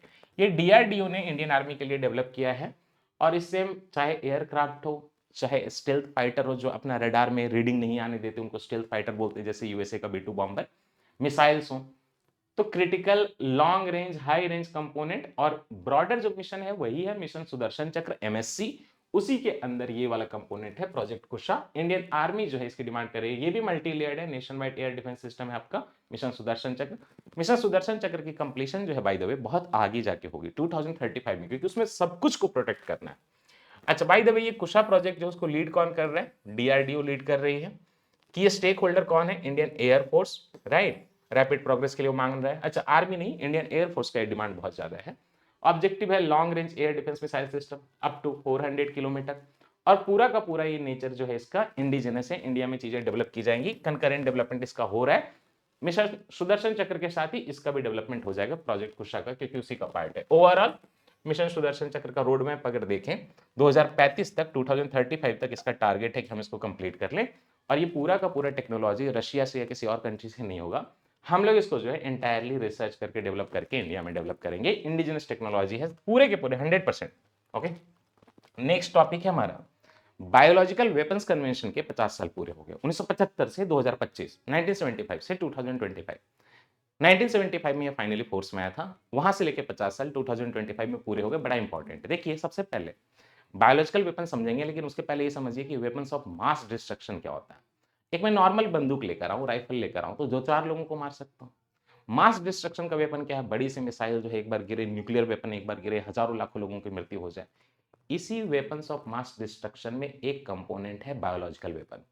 एक पूरे रिवर को आप इन्फेक्ट कर दीजिए ऐसे वायरस से कि उस रिवर का पानी जो लोग पिए सारे मर जाए। एक ऐसा बैक्टीरिया फैला दीजिए कि सारे लोग मर जाए। पैंडेमिक में जो फैला था आपका कोविड में वायरस, सार्स कॉव 2, उसको हम अगर छोड़ दें पूरा, तो उससे भी वो जो है मास डिस्ट्रक्शन हो सकती है। इन बायोलॉजिकल चीजों से निकलने वाले जो टॉक्सिन है उसको फैला दे, एफ्लाटॉक्सिन फॉर एग्जांपल फंगस से निकलता उसको फैला दे। तो ये सारी चीजें जो हैं आपकी बायोलॉजिकल वेपन बन गई। Overall weapons of mass destruction का जो आर्किटेक्चर है उसमें एक कंपोनेंट जो है बायोलॉजिकल वेपन है, जो खुद में एक वेपन्स ऑफ मास डिस्ट्रक्शन है। इस चीज को रोकने के लिए ऑलमोस्ट पूरी दुनिया तैयार है कि बहुत गंदी चीज है, राइट। तो ग्लोबल नॉर्म्स हैं, 50 साल पूरे हो गए हैं, biological weapon convention global norms जो हैं उसके वो सेट करता है, और उसके बेसिस पे हर कंट्री जो उसको रेटिफाई करेगी नेशनल एक्सिक्यूशन भी करती है। तो हम पहले ग्लोबल नॉर्म देखेंगे, फिर इंडिया ने क्या किया ये सारे देखेंगे, और ये देखेंगे कि क्या हम लास्टली जो है बायोलॉजिकल वॉरफेयर को बैन करने के लिए कर रहे हैं, राइट। आइए सबसे पहले, तो कितना पूरा हो गया, हाफ सेंचुरी पूरा हो गया वेपन्स ऑफ ये बायोलॉजिकल वेपन कन्वेंशन का, डिसआर्मामेंट करने का, ऐसा आर्म हम कुछ रखे ही ना, 50th एनिवर्सरी 2025 में। ओके, अब ये देखिए कि सेलिब्रेट किसने किया है, कौन इसको हैंडल कर रहा है। Can you see United Nations office for disarmament affairs, UNODA जो है, United Nation office for disarmament affairs जो है वो सेलिब्रेट कर रहा है। दैट मींस यूनोडा कहीं ना कहीं बायोलॉजिकल वेपन कन्वेंशन को भी डील कर रहा है। United Nation office for disarmament affair, डिसआर्मामेंट में बहुत सारी चीजें आएंगी, वेपन्स ऑफ मास डिस्ट्रक्शन सारे आएंगे, लेकिन वही सेलिब्रेट कर रहा है बायोलॉजिकल वेपन कन्वेंशन का 50th anniversary, UNODA, United Nation office for disarmament affairs. अब बात यह है कि जब 50 साल पूरे हो गए तो जरूरत है कि हम कहीं ना कहीं ट्रीटी के पूरे हिस्ट्री को गो थ्रू करें। मॉडर्न वारफेयर में और कई सारे बायोलॉजिकल वेपन क्रिएट हो गए हैं, गवर्नेंस उसका कैसे चलाएं, नेशनल फ्रेमवर्क किसी कंट्री को कितना मॉडिफाई करना होगा, कितना एनफोर्स करना होगा, हम इसका एक रिव्यू ले सकते हैं 50 साल में, राइट। आगे बढ़ेंगे उसके पहले मैं आपको बताता हूं कि बायोलॉजिकल वेपन में एक तो बायोलॉजिकल ऑर्गेनिज्म है जो कि आपके बायोलॉजिकल वेपन है, एक उनके टॉक्सिन है बायोलॉजिकल जो कि बायोलॉजिकल वेपन है। ठीक है, दोनों को समझेंगे, बायोलॉजिकल वेपन को समझेंगे एंड टॉक्सिन को समझेंगे। सबसे पहले ऐसे वेपन जो कि कहीं ना कहीं डिजीज कॉजिंग बैक्टीरिया को वर्ल्ड वाइड डाल सकते हैं। देखिए, ये मत समझिएगा कि बायोलॉजिकल वेपन मतलब खाली ह्यूमन को मारने की बात होगी। अगर किसी कंट्री के पूरे प्लांट खत्म हो जाए, एग्रीकल्चर खत्म हो जाए, सारे मवेशी खत्म हो जाए, तो वो भी प्रॉब्लम है। तो ऐसे वेपन जो कहीं ना कहीं डिजीज कॉजिंग ऑर्गेनिज्म को स्प्रेड करते हैं वर्ल्ड वाइड, चाहे ह्यूमंस को किल करने के लिए, एनिमल को किल करने के लिए, प्लांट्स को किल करने के लिए। अब ऑब्वियस है कि इसमें बैक्टीरिया हो सकता है, वायरस हो सकता है, फंजाई हो सकता है। एंड दो वर्ड यहाँ पे लिखे हुए हैं, प्रियन एंड रिकेट्सिया। मैं आपको प्रियन एंड रिकेट्सिया पढ़ाता हूँ। रिकेट्सिया क्या है, ये कुछ नहीं है, बैक्टीरिया ही है। ग्राम निगेटिव एक बैक्टीरिया है जो कि ऑब्लिगेट इंट्रासेलुलर बैक्टीरिया है। दैट मीन्स कि इसको कहीं और से हेल्प नहीं चाहिए, ओनली एंड ओनली ये होस्ट के सेल के अंदर घुस के रहेगा तो समझ सकते हैं कितना डिस्ट्रॉय कर सकता है। स्प्रेड होता है ये आर्थ्रोपोडा ऑर्गेनिज्म से। आर्थ्रोपोडा मतलब टिक, माइट, प्लीज, माइट्स, टिक्स, लाइस, खुजली करने वाली, काटने वाली, ब्लड खींचने वाली सारी चीजें जो है कीड़े मकोड़े सारे आर्थ्रोपोडा में आते हैं। और उसके बाद जैसे ही ग्राम निगेटिव बैक्टीरिया रिकेट्सिया किसी के सेल में घुसा तो ये कॉज करता है acute febrile illness. Febrile illness क्या होता है, ऐसे इलनेस जिसमें तुरंत आपको फीवर चढ़ता है, जैसे टाइफाइड में फेब्राइल इलनेस बोलते हैं इसको। तो स्पॉटेड फीवर, टाइफस वगैरह कॉज करते हैं। ये जो है आपके रिकेट्सिया हो गए, राइट, रिकेट्सी हो गए। What about prion. अच्छा, एक वायरस क्या होता है, एक वायरस जो है उसमें एक प्रोटीन होता है। प्रोटीन जो होता है उसके अलावा उसमें क्या होता है, प्रोटीन के अलावा उसमें डीएनए या आरएनए होता है, राइट, डीएनए या आरएनए होता है। अब प्रियन क्या होते हैं, उनमें डीएनए आरएनए भी नहीं होता, जेनेटिक मटेरियल होता ही नहीं, ओनली एंड ओनली प्रोटीन होता है। कैन यू इमेजिन, एक प्रोटीन खुद में इन्फेक्शियस एजेंट बन जाता है। हाँ, ओनली प्रोटीन, मिसफोल्डेड प्रोटीन होता है, इसमें कोई मिस्टेक होती है और जैसे किसी को इन्फेक्ट करेगा तो पूरी बॉडी के भी प्रोटीन को मिसफोल्ड कर देगा, बहुत खतरनाक। प्रियॉन्स जो इन्फेक्शियस मिसफोल्डेड प्रोटीन है, सिंपली प्रोटीन है। Can you imagine, virus is protein and genetic material, genetic material हटा दोगे तो बस प्रियॉन बचेगा। फैटल न्यूरोडिजेनरेटिव डिजीज कॉज कर सकते हैं, नॉर्मल ब्रेन के प्रोटीन को भी फोल्ड करा देते हैं, अब नॉर्मली अपने जैसा बना देते हैं। इनमें कोई भी न्यूक्लिक एसिड नहीं होता, याद रखिएगा, तो काफी यूनिक है, तो डिजीजेज भी काफी रेयर होंगे। और rapidly progressing diseases, untreatable diseases, sponge like brain में जो है पूरे के पूरे स्पॉन्ज बना देना ब्रेन का, इतनी खतरनाक चीजें प्रियॉन करते हैं। Please remember that prions are nothing but misfolded proteins. There is no genetic material in prion. Virus minus genetic material. आइए, हिस्टोरिकल थ्रेट का प्रोफाइल। आज तो कई सारे बायोलॉजिकल वेपन की बात होने लगी। शुरुआत में जब हमने कोशिश की थी रोकने की, काफी पहले भी 1925 में शुरू की थी, तो कई सारी चीजों की जब हमने बात की थी बायोलॉजिकल एजेंट की, तो ऐसे बात करते थे, एफ्लाटॉक्सिन, एंथ्रेक्स, बोटुलिज्म, है ना। बोटुलिज्म आप जानते हैं बहुत खतरनाक बीमारी है, डेथ हो जाती है पैकेज फूड वगैरह में, होता है बोटुलिज्म।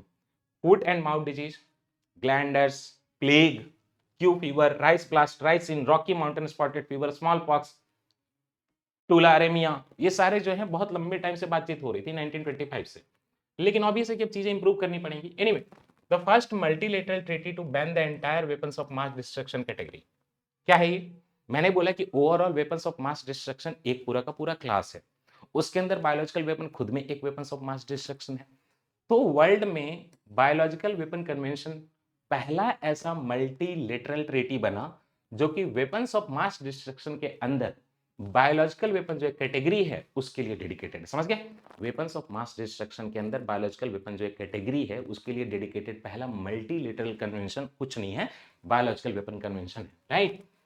ये फर्स्ट मल्टीलेटरल डिसआर्मामेंट ट्रीटी है जो कि एक entire category of weapons of mass destruction, that is nothing but, entire category is nothing but biological weapon को बैन करने की बात करता है।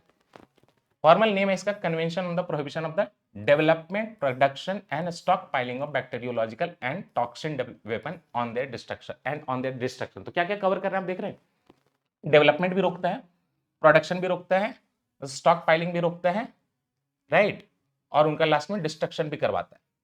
ठीक है, बात क्या थी कि शुरुआत में ऐसा नहीं था। 1925 में जेनेवा प्रोटोकॉल आए थे और वहां पे वेपन्स ऑफ मास डिस्ट्रक्शन के अंदर बायोलॉजिकल वेपन को रोकने की बात की गई थी। बट 1925 में जो जेनेवा प्रोटोकॉल की मीटिंग के थ्रू डॉक्यूमेंट निकला, तो उसमें हमने बस इतना बोला कि हम बायोलॉजिकल वेपन को यूज नहीं करेंगे। यूज नहीं करेंगे अलग चीज है, डेवलप नहीं करेंगे, प्रोडक्शन नहीं करेंगे, स्टॉक पाइलिंग नहीं करेंगे, ट्रांसफर नहीं करेंगे, ये अलग चीज है। आप यूज ना भी करो लेकिन आपने पूरा जखीरा बना लिया, कल को उस पर जो है कोई बॉम्ब गिर गया, फट जाएगा भी, लोग मर जाएंगे। तो पहले वाला जो था आपका जेनेवा प्रोटोकॉल 1925 का, उसमें लूप होल था कि वो डेवलपमेंट और स्टॉक पाइलिंग को नहीं रोकता था। तो अब इसको हमें इंप्रूव करना पड़ेगा। एनीवे, आज development, production, acquisition, transfer, stock piling, use सब इससे मना है बायोलॉजिकल वेपन कन्वेंशन से। तो इफेक्टिवली ये सारी चीजों को रोक देता है।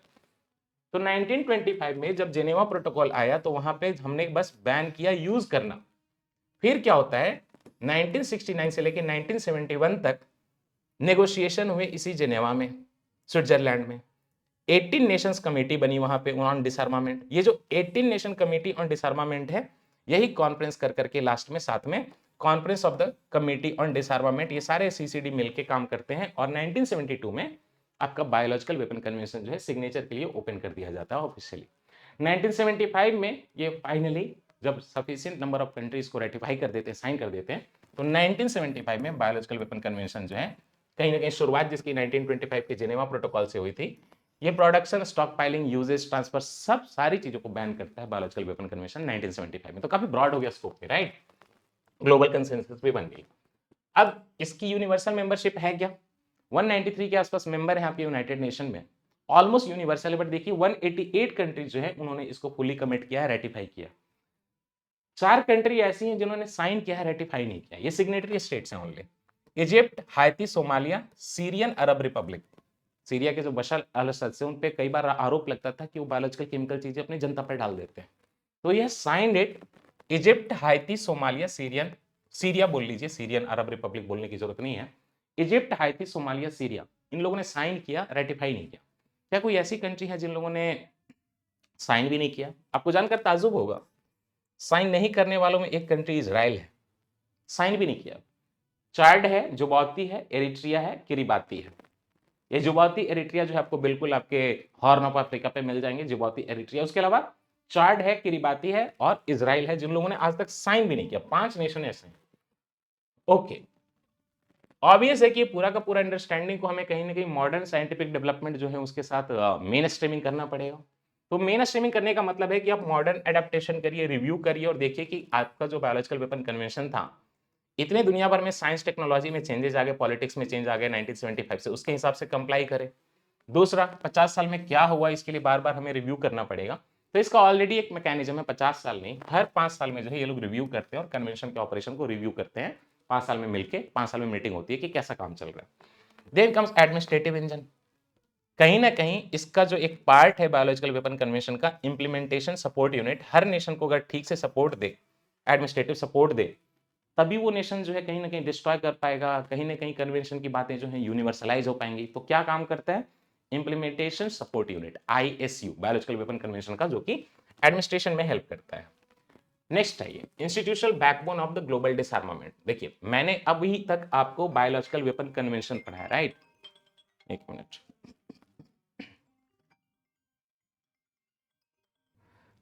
तो मैं कह रहा था कि ये पूरा का पूरा जो है बायोलॉजिकल वेपन कन्वेंशन एक overall weapons of mass destruction जो हैं, उनको रोकने की जो कोशिश चल रही है, उसका कंपोनेंट है।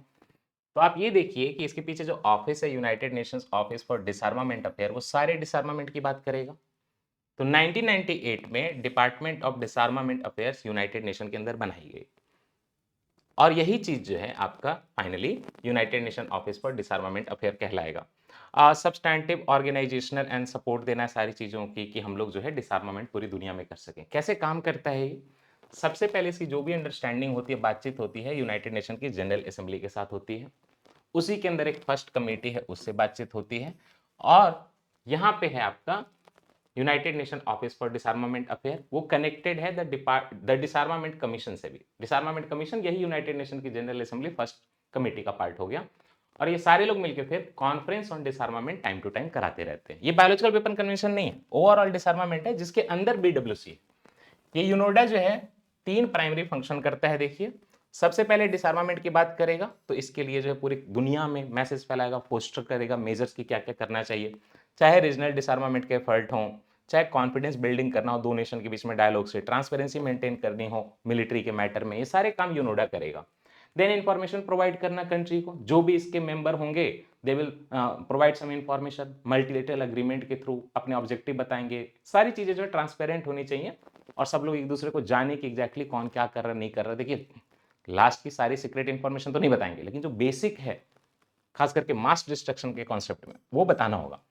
एंड अगर मान लीजिए कि कंफ्लिक्ट हो जाए तो उसके बाद भी चीजें ठीक करनी होंगी, डिसआर्म करना होगा, डिमोबिलाइज करना होगा लोगों को। मान लीजिए पुराने कॉम्बिटेंट हैं जो कि सिविलियन इंटीग्रेशन चाहते हैं, जैसे हमारी कंट्री में भी नक्सलाइट है ना, कई बार अपने गन छोड़ के सिविलियन बनना चाहते हैं, ऐसा कोई करना चाह रहा है उसको भी हेल्प करेगा। पोस्ट कन्फ्लिक्ट सपोर्ट में आप इसको काउंट करिए।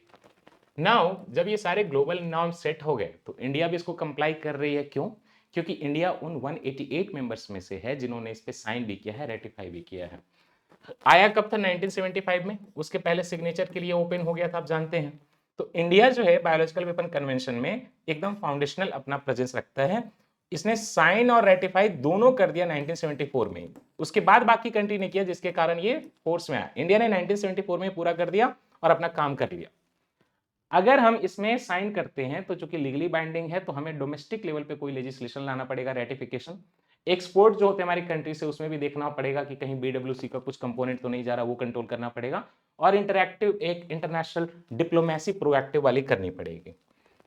तो क्या हमने किया? इंडिया का कोई डोमेस्टिक लीगल फ्रेमवर्क है बायोलॉजिकल सिक्योरिटी के लिए, बायोलॉजिकल वेपन कन्वेंशन को इंप्लीमेंट करने के लिए? देखिए, 1989 में हजार्डस माइक्रो ऑर्गेनिज्म रूल्स आए हमारी कंट्री में, और वहां से चाहे मैन्युफैक्चरिंग हो, चाहे यूज हो, चाहे इंपोर्ट हो, चाहे एक्सपोर्ट हो, चाहे स्टोरेज हो, सारे माइक्रो ऑर्गेनिजम्स जो हजार्डस हैं उनका मैन्युफैक्चर करना, यूज करना, इंपोर्ट करना, एक्सपोर्ट करना, और साथ ही साथ जेनेटिकली इंजीनियर्ड ऑर्गेनिज्म जो आपके हजार्डस हैं, ये सारा हमने बैन कर दिया 1989 के हजार्डस माइक्रो ऑर्गेनिजम्स रूल्स से।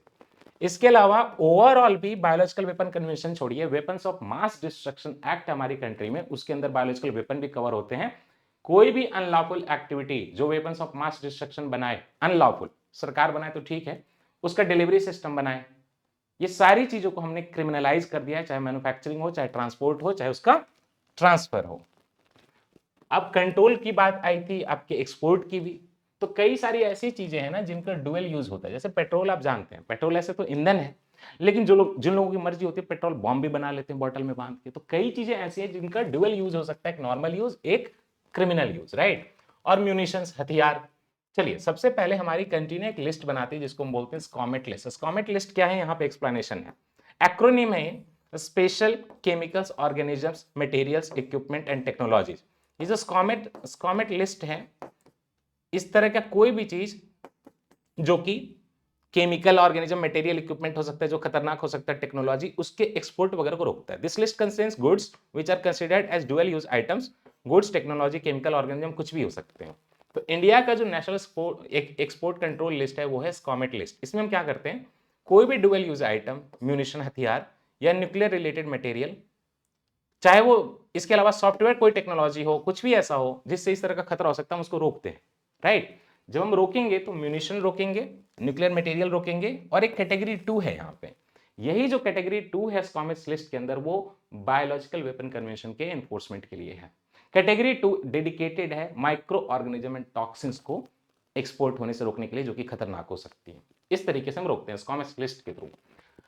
अब देखिए कि हमें नेक्स्ट जो है टॉपिक पढ़ना है उसी से कनेक्टेड, कि इंडिया इंटरनेशनल लेवल पे कुछ बायलैटरल एग्रीमेंट वगैरह भी कर रही है इन चीजों को रोकने के लिए। अगर आप देखिए इंडिया फ्रांस इनिशिएटिव एक जॉइंट डिप्लोमेटिक प्रपोजल है जहां पे हम ग्लोबल कैपेबिलिटी सारे कंट्रीज की बढ़ाएंगे, जिसके through weapons of mass destruction है, बायोलॉजिकल वेपन जो है उसको कंट्रोल किया जा सके।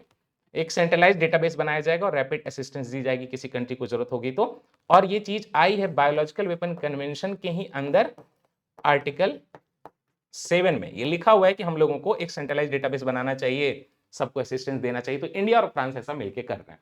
आर्टिकल 7 से अलाइनमेंट है ना, directly supports article 7 of the biological weapon convention, जिसमें कि स्टेट को ये जरूरी है कि वो प्रोवाइड करें एड उन स्टेट को जिनको ऐसा डेंजर है बायोलॉजिकल वेपन कन्वेंशन के वायलेशन के कारण। तो इंडिया जो है इंटरनेशनल लेवल पे भी सबको हेल्प करेगी। आई अब नेक्स्ट टॉपिक है आईएनएफ ट्रीटी रशिया और यूएसए के बीच में था, इसका कोलैप्स हो गया। यूएसए ने इससे पहले विड्रॉ कर लिया था, क्योंकि रशिया का कहना है ये फिलीपींस में यूएसए ने क्या किया, टाइफून मिसाइल लगा दिए। टाइफून है, टाइफून नहीं है, टाइफून मिसाइल लगा दिए, इससे खतरा है, बहुत लंबी रेंज है इनकी। और दूसरा उसका कहना है कि ये बिल्कुल जापान और साउथ कोरिया के बगल में है, जो है इन्होंने अपने इंस्टॉलेशन लगा रखे हैं, सबमरीन लगा रखे हैं न्यूक्लियर वाले।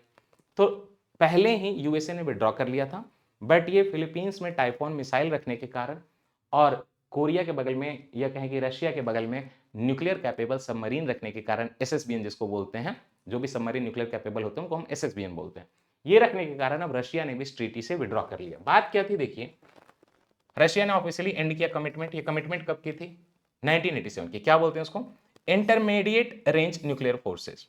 ऐसी मिसाइल का सिस्टम, ऐसा प्रक्षेपण सिस्टम जिसमें न्यूक्लियर जो है मटेरियल जा सके, ब्लास्ट कर सके, अगर वो इंटरमीडिएट रेंज की कैपेबिलिटी वाला है तो हम उसको खत्म करें धीरे धीरे। और इन्होंने बोला कि यूनाइटेड स्टेट्स ने कुछ मिलिट्री एक्शन किए जो हमें पसंद नहीं आए, खास करके 2 यूएस न्यूक्लियर सबमरीन जो है रशिया के शोर के बगल में लगा दिए, एंड टाइफून मिसाइल जो है फिलीपींस में लगा दिए, जिसके कारण हम विड्रॉ करते हैं। 1987 का ट्रीटी था, इंटरमीडिएट रेंज, राइट। 1987 का जो अग्रीमेंट था यूएस और रशिया के बीच में, राइट, इसका कोर मैंडेट था कि हम लोग जो है सारे ground launch ballistic and cruise missile ban करेंगे, जिसका रेंज 500 से 5500 किलोमीटर होगा।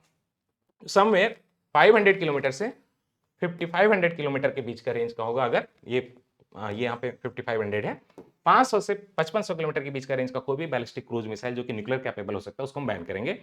फर्स्ट मेजर एग्रीमेंट था न्यूक्लियर आर्सेनल को कम करने के लिए। एंटायर क्लास ऑफ वेपन जो है 500 से लेके 5500 को हटाने की बात की गई थी रेंज की। और ऑन साइट इंस्पेक्शन भी एक कंट्री दूसरे कंट्री में जाके कर सकती थी इंस्टॉलेशन पे। लेकिन 2019 में यूएस ने इससे विड्रॉ कर लिया, तो रशिया ने अब जाके बोला कि टाइफून मिसाइल और सबमरीन जो आपका है न्यूक्लियर, इसके कारण हम भी विड्रॉ कर रहे हैं। ओके, साथ ही साथ एक टॉपिक आया कि हिरोशिमा पे जो अटैक हुआ था उसके 80 ईयर्स पूरे हो गए हैं। देखिए अगस्त 6 को एटॉमिक बॉम्ब 1945 में लिटिल बॉय ये गिरा था हिरोशिमा पे, और अगस्त 9 को उसके 3 दिन बाद 1945 में न्यूक्लियर बॉम्ब फैट मैन ये गिरा था नागासाकी में, राइट, वर्ल्ड वार के दौरान। और इसके कारण जो है वर्ल्ड वार माना जाता है कि एंड हो गया। जापान जो है इंस्ट्रूमेंट ऑफ सरेंडर साइन करता है सितंबर 2 1945 को, और उसके बाद जो उसको निहत्था कर दिया जाता है। जापान की अपनी कोई प्रॉपर आर्मी नहीं रहती, पीस क्लॉज वगैरह उसके कॉन्स्टिट्यूशन में लिखा हुआ है। 1957 में फिर बात हुई कि पूरी दुनिया में जो है हम न्यूक्लियर वेपन को रोकें या कंट्रोल करें, सिविलियन न्यूक्लियर यूज हो सके। इंटरनेशनल एटॉमिक एनर्जी एजेंसी जो है स्टैब्लिश की जाती है 1957 में सिविल न्यूक्लियर कॉपरेशन के लिए, राइट। सिविल न्यूक्लियर रिसर्च करें लेकिन एटॉमिक बॉम्ब ना बने। ओके, छोटा सा टॉपिक था ये। अब हम इतनी जब बात कर ही रहे हैं तो कहीं ना कहीं स्पेस वगैरह या कहीं भी आउटर स्पेस में कोई ट्रीटी कर लें जिसके थ्रू पूरे इंटरनेशनल स्पेस का जो सिस्टम है, चांद पे कोई मतलब हथियार न लगा दे। तो space and arms control treaties कई सारे हैं। सबसे पहले आएगा आउटर स्पेस ट्रीटी, जो कि 1967 में साइन किया गया था। इंडिया ने इसको साइन भी किया है और इंडिया ने इसको रेटिफाई भी किया है। इसमें क्या कहते हैं, कोई भी न्यूक्लियर वेपन हो या कोई भी in fact weapons of mass destruction हो, उसको अर्थ के अराउंड आप ऑर्बिट में सेट नहीं करेंगे, किसी सैटेलाइट में मून पे इंस्टॉल नहीं करेंगे। इसके अलावा कोई भी सेलेस्टियल बॉडी हो, मून के अलावा और भी तो चीजें हैं ना, कई सारे आपके जो हैं एस्टेरॉइड वगैरह हैं, कहीं पे भी आप किसी भी तरीके का न्यूक्लियर वेपन या weapons of mass destruction, outer space treaty 1967 का कहता है कि आप इंस्टॉल नहीं करेंगे। इंडिया ने साइन भी किया, रेटिफाई भी किया। Then comes fissile material cut off treaty. Fissile material क्या? ऐसा मटेरियल जो फिसाइल कैपेबिलिटी रखता है और कहीं ना कहीं बॉम्ब में कन्वर्ट हो सकता है। एक इंटरनेशनल ट्रीटी है जहां पे हमें फिसाइल मटेरियल जो कि हाईली एनरिच्ड यूरेनियम या प्लूटोनियम हो सकता है, वेपन्स की तरह यूज हो सकता है, इसको बैन करना है। इंडिया ने इसको साइन नहीं किया by the way. Then comes a strategic arms reduction treaty START, ये मैं आपको बताऊंगा। ये यूएस और रशिया के आर्म्स रिडक्शन ट्रीटी हैं, पूरी दुनिया के लिए नहीं है। अभी थोड़ी देर पहले आपने पढ़ा था ना आईएनएफ ट्रीटी, उसी तरीके का है। देखिए सबसे पहले स्टार्ट वन हुआ था यूएस और रशिया के बीच में, ये कोल्ड वार के खत्म होने पे 1991 में यूएस और रशिया के बीच में, और फोर्स में आया था 1994 में। बायलैटरल यूएस रशिया का आर्म्स रिडक्शन ट्रीटी है। Start one was started in 1991, it came into force in 1994, और इन लोगों ने बोला कि हम अपने हथियार कम करेंगे, आप न्यूक्लियर कम करो, मैं न्यूक्लियर कम करूं। तो नॉर्मल मिसाइल वगैरह का जो कम करना था वो था आपका आईएनएफ ट्रीटी, और सिंपली न्यूक्लियर वाले पे हम खाली फोकस करें तो वो होगा स्टार्ट ट्रीटी, जिसके दो फेजेज आए। स्टार्ट वन आपने देखा 1994 से, 1991 में शुरुआत हुई थी, 1994 से इंप्लीमेंट हुआ था। फिर आता है न्यू स्टार्ट ट्रीटी, इन्हीं दोनों कंट्री के बीच में strategic arms reduction treaty US और रशिया के बीच में, ये 2010 में साइन हुआ था और एक्टिव हुआ 2011 में। इसमें हमने क्या बोला कि जितने भी न्यूक्लियर वॉर हेड है, जितना भी बॉम्ब है, जितना भी न्यूक्लियर कैपेबिलिटी वाला सब कुछ है, उसको हम घटा के 1550 करेंगे। उसके डिलीवरी सिस्टम को भी, हम मिसाइल को भी कम कर देंगे 700। लेकिन ये फाइनली फरवरी 5 अभी 2026 में एक्सपायर हो गया। ये लास्ट बायलैटरल मेजर ट्रीटी था आर्म्स कंट्रोल पैक्ट के लिए, न्यूक्लियर कंट्रोल के लिए, जो कि फाइनली खत्म हो गया अभी फरवरी 5 2026 को खत्म हो गया। इंडिया के लिए इसका कोई एप्लीकेशन नहीं है, क्योंकि ऑब्वियसली बायलैटरल ट्रीटी है यूएस रशिया के बीच में, just like INF treaty. Nuclear security and prevention measure और भी देखते हैं। एक होता है ICSANT, international convention for the separation of acts of nuclear terrorism. जब न्यूक्लियर टेररिज्म की बात आएगी तो इंडिया उसको साइन करेगा कि हाँ, हम इंटरनेशनल सेपरेशन करना चाहते हैं न्यूक्लियर टेररिज्म का। International convention for the separation of acts of nuclear terrorism, ANT is acts of nuclear terrorism, ICS is international convention for separation. ये 2005 में न्यूक्लियर टेररिज्म को सिंपली क्रिमिनलाइज करने के लिए, पॉलिटिकल चाहे पुलिस और जुडिशियल का कॉपरेशन हो, ये सब बढ़ाने के लिए। Then comes NSS and CD, इसको भी इंडिया ने जो है साइन किया है, पार्टिसिपेंट मेंबर है। ये क्या है? ये हाई लेवल ग्लोबल फोरम है, तो फोरम में इंडिया पार्टिसिपेट करेगी as a member, preventing nuclear terrorism. NSS nuclear security summit, तो nuclear security summit and conference on disarmament, nuclear security summit and conference on disarmament, India इसमें participate करती है। हाँ, ये जो है आपके मल्टीलेटरल फोरम है जिसमें पूरी दुनिया के लोग आते हैं और डिसआर्मामेंट एग्रीमेंट की बात करते हैं। तो conference on disarmament and nuclear security summit India participate करती है। देन कम्स आई कैन, जिसको इंडिया ने साइन नहीं किया है। India can, ICAN, but India has not sign. International campaign to abolish nuclear weapon, international campaign to abolish nuclear weapon, ये जो एक एनजीओ कोलिशन है एक्चुअली, और पूरी दुनिया भर के लोग जो है इसमें एनजीओ के थ्रू कोलैबोरेट करते हैं, प्रोहिबिशन ऑफ न्यूक्लियर वेपन की बात करते हैं, treaty on prohibition nuclear weapon की बात करते हैं। ठीक है, ये इंडिया जो है, इसको इंडिया ने कोई इसमें पार्टिसिपेंट नहीं है, एनजीओ का मैटर है ये। न्यूक्लियर सिक्योरिटी रेगुलेशंस क्या है इसमें? सबसे पहले बात करते हैं CPP-NM की। एंड CPP-NM क्या है? CPP-NM क्या है? 1979 में CPP-NM और UNSCR 1540 में, right? Convention on the physical protection of nuclear material, ये जो है CPP-NM है, 1979 में आया था वियना ऑस्ट्रिया के through. Convention on the physical, देखिए ऑस्ट्रिया वियना में ही IAEA का हेडक्वार्टर भी है, इंटरनेशनल एटॉमिक एनर्जी एजेंसी का हेडक्वार्टर भी है। वहीं से निकला convention on the physical protection of nuclear material, कि कहीं पे न्यूक्लियर मटेरियल है तो हम उसको फिजिकली प्रोटेक्ट करें। जैसे USA भी अटैक कर रहा है ईरान में, तो खबर ये आ रही है कि कुछ न्यूक्लियर साइट पर अटैक कर दिया गया, तो उससे क्या होगा कि बॉम्ब तो नहीं फटेगा बट न्यूक्लियर रेडिएशन फैल जाएगी, राइट? तो ये भी खतरा है। तो convention on the physical protection of the nuclear material, ये 1979 में वियना में जो है आया था। ये प्रोटेक्ट करता है मटेरियल को during transport facilities. And then comes UNSCR, United Nation security Council resolution है, ये सिंपली कुछ नहीं है। यूनाइटेड नेशन का जो सिक्योरिटी काउंसिल है उसका एक रिजोल्यूशन है जो कि लीगली बाइंडिंग डिसीजन देता है, 15 मेंबर ने इसको अडॉप्ट किया सिक्योरिटी काउंसिल के थ्रू। इसमें इंटरनेशनल पीस एंड सिक्योरिटी की बात होती है। ये जो है यूनाइटेड नेशन सिक्योरिटी काउंसिल का रिजोल्यूशन नंबर 1540 2004 में आया था, और वो नॉन स्टेट एक्टर जो है उनके पास वेपन्स ऑफ मास डिस्ट्रक्शन ना जाए, टेररिस्ट वगैरह के पास, नॉन स्टेट एक्टर, इसके लिए कोशिश करता है। इंडिया इन सपोर्ट करता है रिजोल्यूशन को, इंडिया जो है सपोर्ट करता है CPP-NM को कि convention on the physical protection of nuclear material हम मानते हैं। वेपन्स ऑफ मास डिस्ट्रक्शन जो रोकने हैं UNSCR के through, United Nation security Council resolution 1540 के थ्रू हम मानते हैं। कल को क्वेश्चन आएगा तो इस तरह का आएगा कि United Nation security Council resolution 1540 किस बारे में है? Simple questions, right? Okay, the first silver notice issued. Silver notice क्या है, इसके पहले आपको समझना पड़ेगा कि ये जो इंटरपोल है कई सारे नोटिस जारी करती है डिफरेंट कंट्रीज के रिक्वेस्ट पे। इन कई सारे नोटिस की कलर कोडिंग तो बाद में देखेंगे। रिसेंटली शुरुआत होती है आपकी सिल्वर नोटिस की। देखिए, इंडिया ओवरऑल ऐसा कंट्री नहीं है जिसके रिक्वेस्ट पे सिल्वर नोटिस इशू किया गया। इसके पहले इटली का हुआ था, बट इंडिया ने first time silver notice issue करवाया है, ये बात है। The silver notice is the newest edition to Interpol's colour coded international alert system. First ever silver notice was issued globally in on globally ही issue होगा on behalf of Italy.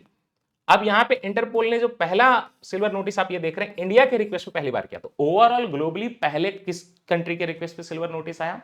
Italy के request पे। क्या India ने पहली दफा silver notice issue करवाया है? यस। क्या है सिल्वर नोटिस में? सबसे पहले ये समझिए कि सिल्वर नोटिस का कॉन्सेप्ट अभी आया है, तो ये पायलट प्रोजेक्ट है, सारी कंट्रीज को अलाउड नहीं है। जितना भी इंफॉर्मेशन कोई इकोनॉमिक फ्यूजिटिव है, फॉरेन कंट्री में भागा हुआ है, कोई भी फ्यूजिटिव है, जितना भी उसके बारे में इंफॉर्मेशन आ सकती है, सारे नेशन मिलकर ग्लोबली देंगे अगर कोई सिल्वर नोटिस इशू करवाता है। अगर हम मांगे किसी के बारे में सिल्वर नोटिस, तो पूरी दुनिया के लोग जो भी इंटरपोल का पार्ट है उसके बारे में जितनी इंफॉर्मेशन होगी हमें मुहैया कराएंगे। पायलट प्रोजेक्ट में 51 कंट्रीज को ही ये अलाउड है, राइट। फर्स्ट फेज में इंडिया को अलाउड है तो इंडिया ने करवा लिया, इटली को अलाउड है तो सबसे पहले इटली ने करवा लिया। टाइमलाइन क्या है? पायलट प्रोजेक्ट जो है आपके 2025 के लास्ट तक चलेगा और उसके बाद ठीक लगेगा तो इसको हम लोग परमानेंट सिल्वर नोटिस का कॉन्सेप्ट ला देंगे। लिमिट है, चूंकि पायलट प्रोजेक्ट में चल रहा है तो ईच कंट्री अभी के लिए पायलट फेज में 9 तक की सिल्वर नोटिस इशू करा सकती है। इंडिया ने एक ही करवाया। डन। अब इंटरपोल को हमें थोड़ा समझना पड़ेगा। देखिए, second international police congress Vienna में हुआ 1923 में, और वहीं पे निकला international criminal police commission ICPC Vienna में 1923 में। यही जो इंटरनेशनल क्रिमिनल पुलिस कमीशन जो कि इंटरनेशनल पुलिस कांग्रेस से बना था सेकंड वाला, वही जो है बाद में इंटरपोल बन जाता है 1956 में। हेडक्वार्टर इसके फ्रांस के लियोन में है।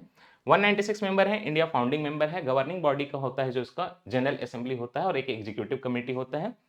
नेशनल सेंट्रल ब्यूरोज, ये क्या है? जब इंटरपोल पूरे ग्लोबल लेवल पे काम कर रही है, पुलिस से बात कर रही है, तो हर कंट्री में उसका कोई एक कनेक्शन पॉइंट होना चाहिए। वही है नेशनल सेंट्रल ब्यूरो जो कि हर कंट्री में है, जो कि 196 मेंबर कंट्री में होंगे, राइट। ये मेंबर कंट्री ही स्टैब्लिश करती है। तो इंडिया में नेशनल सेंट्रल ब्यूरो है क्या एग्जैक्टली? जो सेंट्रल ब्यूरो ऑफ इन्वेस्टिगेशन है ऑलरेडी सेंट्रल है, ये नेशनल सेंट्रल ब्यूरो की तरह काम करते हैं इंटरपोल के लिए। उसके लिए उन्होंने एक भारत पोल भी सिस्टम बनाया है, पोर्टल है, जिसके थ्रू वो कोऑर्डिनेट करते हैं कि इंटरपोल उधर है तो हमारा भारत पोल है। भारत पोल में पोलिंग नहीं होती, याद रखिएगा, सीबीआई का सिस्टम है।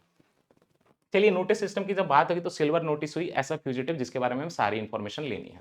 और भी है, रेड नोटिस कब जारी होता है? कोई वांटेड पर्सन हो, किसी से इमिनेंट थ्रेट हो तो ऑरेंज नोटिस आता है।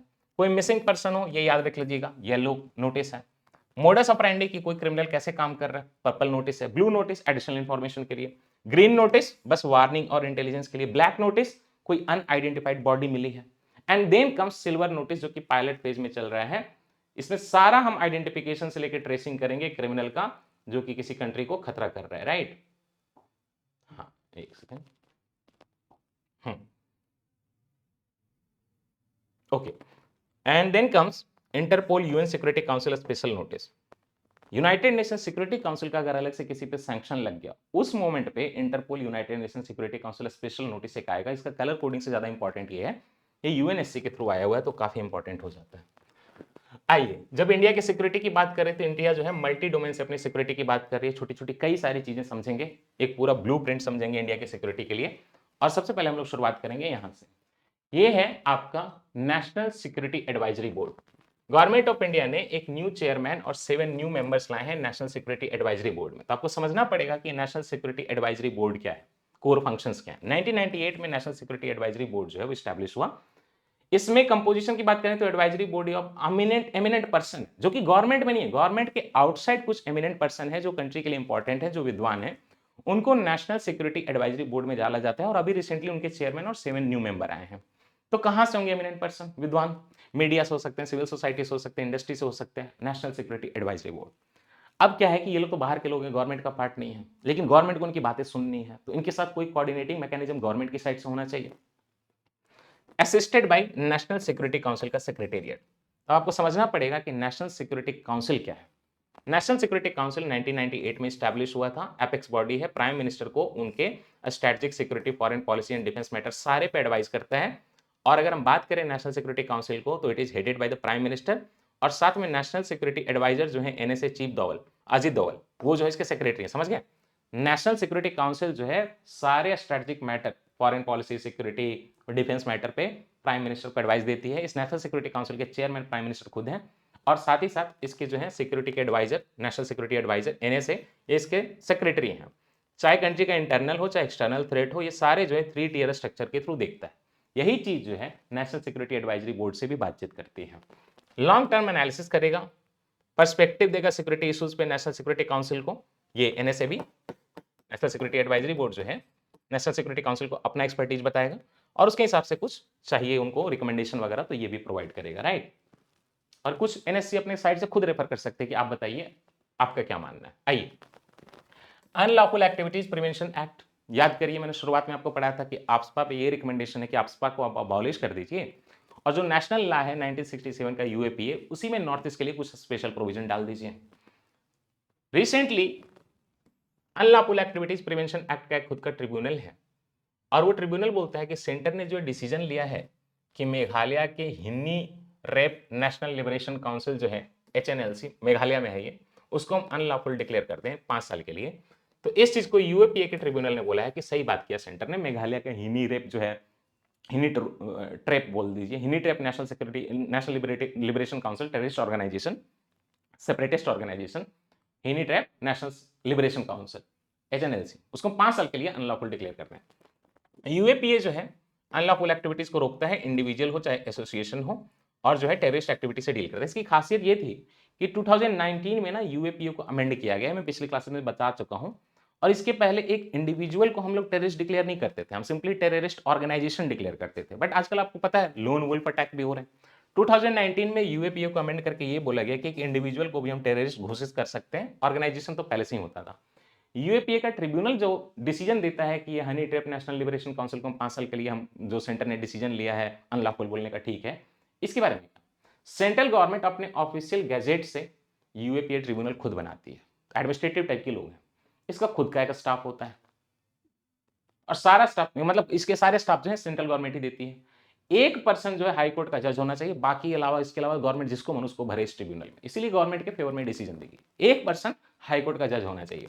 सिविल कोड की पावर है, कोड ऑफ सिविल प्रोसीजर 1908 को फॉलो करता है और इसके सारे एक्सपेंसेस जो हैं कंसोलिडेटेड फंड ऑफ इंडिया से निकाले जाते हैं। आई एम नॉट सेइंग कि चार्ज होते हैं, but consolidated fund of India से इस ट्रिब्यूनल के सारे एक्सपेंसेस निकाले जाते हैं। आइए देखिए, आपका जो नेशनल सिक्योरिटी गार्ड है NSG, आप सारे लोग जानते होंगे, इसके बारे में एक अपडेट है कि एक नया हब अयोध्या में बना है। तो पहले और भी हब थे, आप देख लीजिए, जम्मू में था, अहमदाबाद में था, मुंबई में था, हैदराबाद में था, चेन्नई में था, कोलकाता में था। अब ये जो अयोध्या है, यहाँ पे नेशनल सिक्योरिटी गार्ड का नया हब बना है। 1986 में ये नेशनल सिक्योरिटी गार्ड एक्ट के थ्रू बना था। NSG होम अफेयर्स मिनिस्ट्री के अंदर काम करता है और मैंडेट ये है कि पूरा भी कोई भी जीरो एरर के साथ हम लोग फोर्स यूज करें एंटी टेररिस्ट एक्टिविटी में। जो यूके का SAS मैकेनिज्म है, जर्मनी का GSG-9 मैकेनिज्म है, उसको हमने कहीं ना कहीं यहाँ पे फॉलो किया है NSG बना के। टास्क ओरिएंटेड फोर्स होता है, 2 एलिमेंट होते हैं, एक स्पेशल एक्शन ग्रुप होता है SAG और एक SRG होता है, स्पेशल रेंजर्स ग्रुप। डन, इतना ही जानना है आपको। कुकीजो ग्रुप्स अग्रीमेंट, ये कुकीजो अग्रीमेंट क्या हुआ है, देखिए ये इंटरनल सिक्योरिटी जो है नॉर्थ ईस्ट का टॉपिक है। ये ट्राइपार्टाइट एक सस्पेंशन ऑफ ऑपरेशन हुआ था काफी पहले, आप समझ गए। 2008 में एक तरफ सरकार, एक तरफ जो है यहाँ की गवर्नमेंट, राइट, आपके मणिपुर में, और एक तरफ ये ऑर्गेनाइजेशंस, इन लोगों ने मिलकर 3 साइड से मिलकर ट्राइपार्टाइट अग्रीमेंट किया। ये जो ट्राइपार्टाइट अग्रीमेंट हुआ 2008 में, तो इसमें ये बोला कि हम लोग जो है सस्पेंशन ऑफ ऑपरेशन करेंगे, सस्पेंशन ऑफ ऑपरेशन, लड़ाई झगड़ा नहीं करेंगे। इसी चीज को रिन्यू कर दिया गया। तो एक तरफ सेंटर है 1, एक तरफ मणिपुर है 2, और एक तरफ कुकी जो ऑर्गेनाइजेशन है 3, साथ में जोमी हमार भी है, सारे इंसर्जेंट ग्रुप, वो सारे मिलके। तो इंसर्जेंट ग्रुप एक साइड में, कुकी जो, जोमी हमार एक तरफ सेंट्रल गवर्नमेंट, एक तरफ जो है आपकी मणिपुर की गवर्नमेंट, तीनों ने मिलकर ट्राइपार्टाइट एग्रीमेंट किया था 2008 में कि हम लोग ऑपरेशन सस्पेंड करेंगे, सस्पेंशन ऑफ ऑपरेशन। इसी चीज को जो है फिर से हमने इस पीस अकॉर्ड को हमने एक्सटेंड कर दिया। तो हॉस्टिलिटी कम करना है, पॉलिटिकल डायलॉग करना है इंडियन कॉन्स्टिट्यूशन के हिसाब से। कुछ और भी अकॉर्ड है, देख लीजिए। 2019 में NLFT अग्रीमेंट हुआ, national liberation front of Tripura का, और उन्होंने शांति स्थापित कर दी। 2020 में ही बोडो अकॉर्ड हो गया था, काफी अच्छा सा बोडो ग्रुप्स का, और वहां पे तो कंप्लीटली बोडो ग्रुप खत्म ही हो गया 2020 में, बहुत शांति है वहां पे। 2021 में कार्बी अकॉर्ड हुआ था, कार्बी ग्रुप, कार्बी आंगलोंग पहाड़िया जो है असम में है, तो ये कार्बी ग्रुप जो है असम में 1000 कैडर ने मेन स्ट्रीम को ज्वाइन कर लिया था, सिविलियन बन गए थे, ये कार्बी अकॉर्ड कहलाता है। ओके, डिजिटल शील्ड बनाए हम, एयर सिक्योरिटी शील्ड तो हम बना रहे हैं, बट जितने साइबर फ्रॉड होंगे तो डिजिटल शील्ड भी बनाना पड़ेगा, है ना। फाइनेंशियल फ्रॉड रिस्क इंडिकेटर एक कॉन्सेप्ट हम लेकर आए। Financial fraud risk indicator, financial fraud risk indicator, हम इसको एफआरआई बोलते हैं, फॉरेस्ट रिसर्च इंस्टीट्यूट नहीं है, फाइनेंशियल फ्रॉड रिस्क इंडिकेटर। इसमें क्या है कि आपका मोबाइल नंबर, कितना ज्यादा उसकी प्रोबेबिलिटी है कि आपके नंबर के थ्रू मोबाइल से स्कैम होगा, इसको हम कैटेगराइज करेंगे। अभी सोचो कितनी बड़ी चीज है। ऐसा मोबाइल नंबर जो जल्दी मिल आ गया है, ऐसा इंसान जिसका मोबाइल नंबर बार बार चेंज होता है, ऐसा इंसान जिसकी जो है बहुत ज्यादा डिटेलिंग नहीं है, ऐसा इंसान जो पुराना मोबाइल नंबर यूज कर रहा है 10 साल का पहले का, तो that can be a risk, right. कम इनकम है, मोबाइल नंबर 10 है, there can be a risk. So department of telecommunication ने मोबाइल बेस्ड साइबर फ्रॉड को डील करने के लिए ये सिस्टम लाया, फाइनेंशियल फ्रॉड रिस्क इंडिकेटर। इसमें स्विफ्ट टारगेटेड कोलैबोरेटिव एक्शन लिए जाएंगे अगेंस्ट सस्पेक्टेड फ्रॉड्स, चाहे वो टेलीकॉम में फ्रॉड करें चाहे फाइनेंशियल डोमेन में करें। देखिए, ओवरऑल रिस्क बेस्ड मैट्रिक जो है क्लासिफाई करेगा कि किसी का मोबाइल नंबर मीडियम है, हाई है या वेरी हाई रिस्क है फाइनेंशियल फ्रॉड करने का। Risk based metric classifying mobile number association with financial fraud, इस तरह से 3 कैटेगरी में कैटेगराइज करेगा। सबसे पहले national cyber crime repository portal की बात कर लेते हैं। साइबर क्राइम पोर्टल है, आप ऑलरेडी जानते हैं, national cyber crime repository portal. वहां से डेटा आएगा कुछ यहाँ पे कि ये नंबर जो है किसी साइबर क्राइम रिपोर्टिंग पोर्टल में बताया गया था। देन डिपार्टमेंट ऑफ टेलीकॉम का एक चक्षु प्रोजेक्ट है, चक्षु प्रोजेक्ट नजर रखता है, वहां से इनपुट आएगा। डीआईपी है डिपार्टमेंट ऑफ टेलीकॉम का, डिजिटल इंटेलिजेंस प्लेटफॉर्म, वहां से इनपुट आएगा। देन बैंक वगैरह भी इंटेलिजेंस देंगे, फाइनेंशियल इंस्टीट्यूशन भी इंटेलिजेंस देंगे कि ये मोबाइल नंबर पे ट्रांजैक्शन कुछ ज्यादा ही होता है।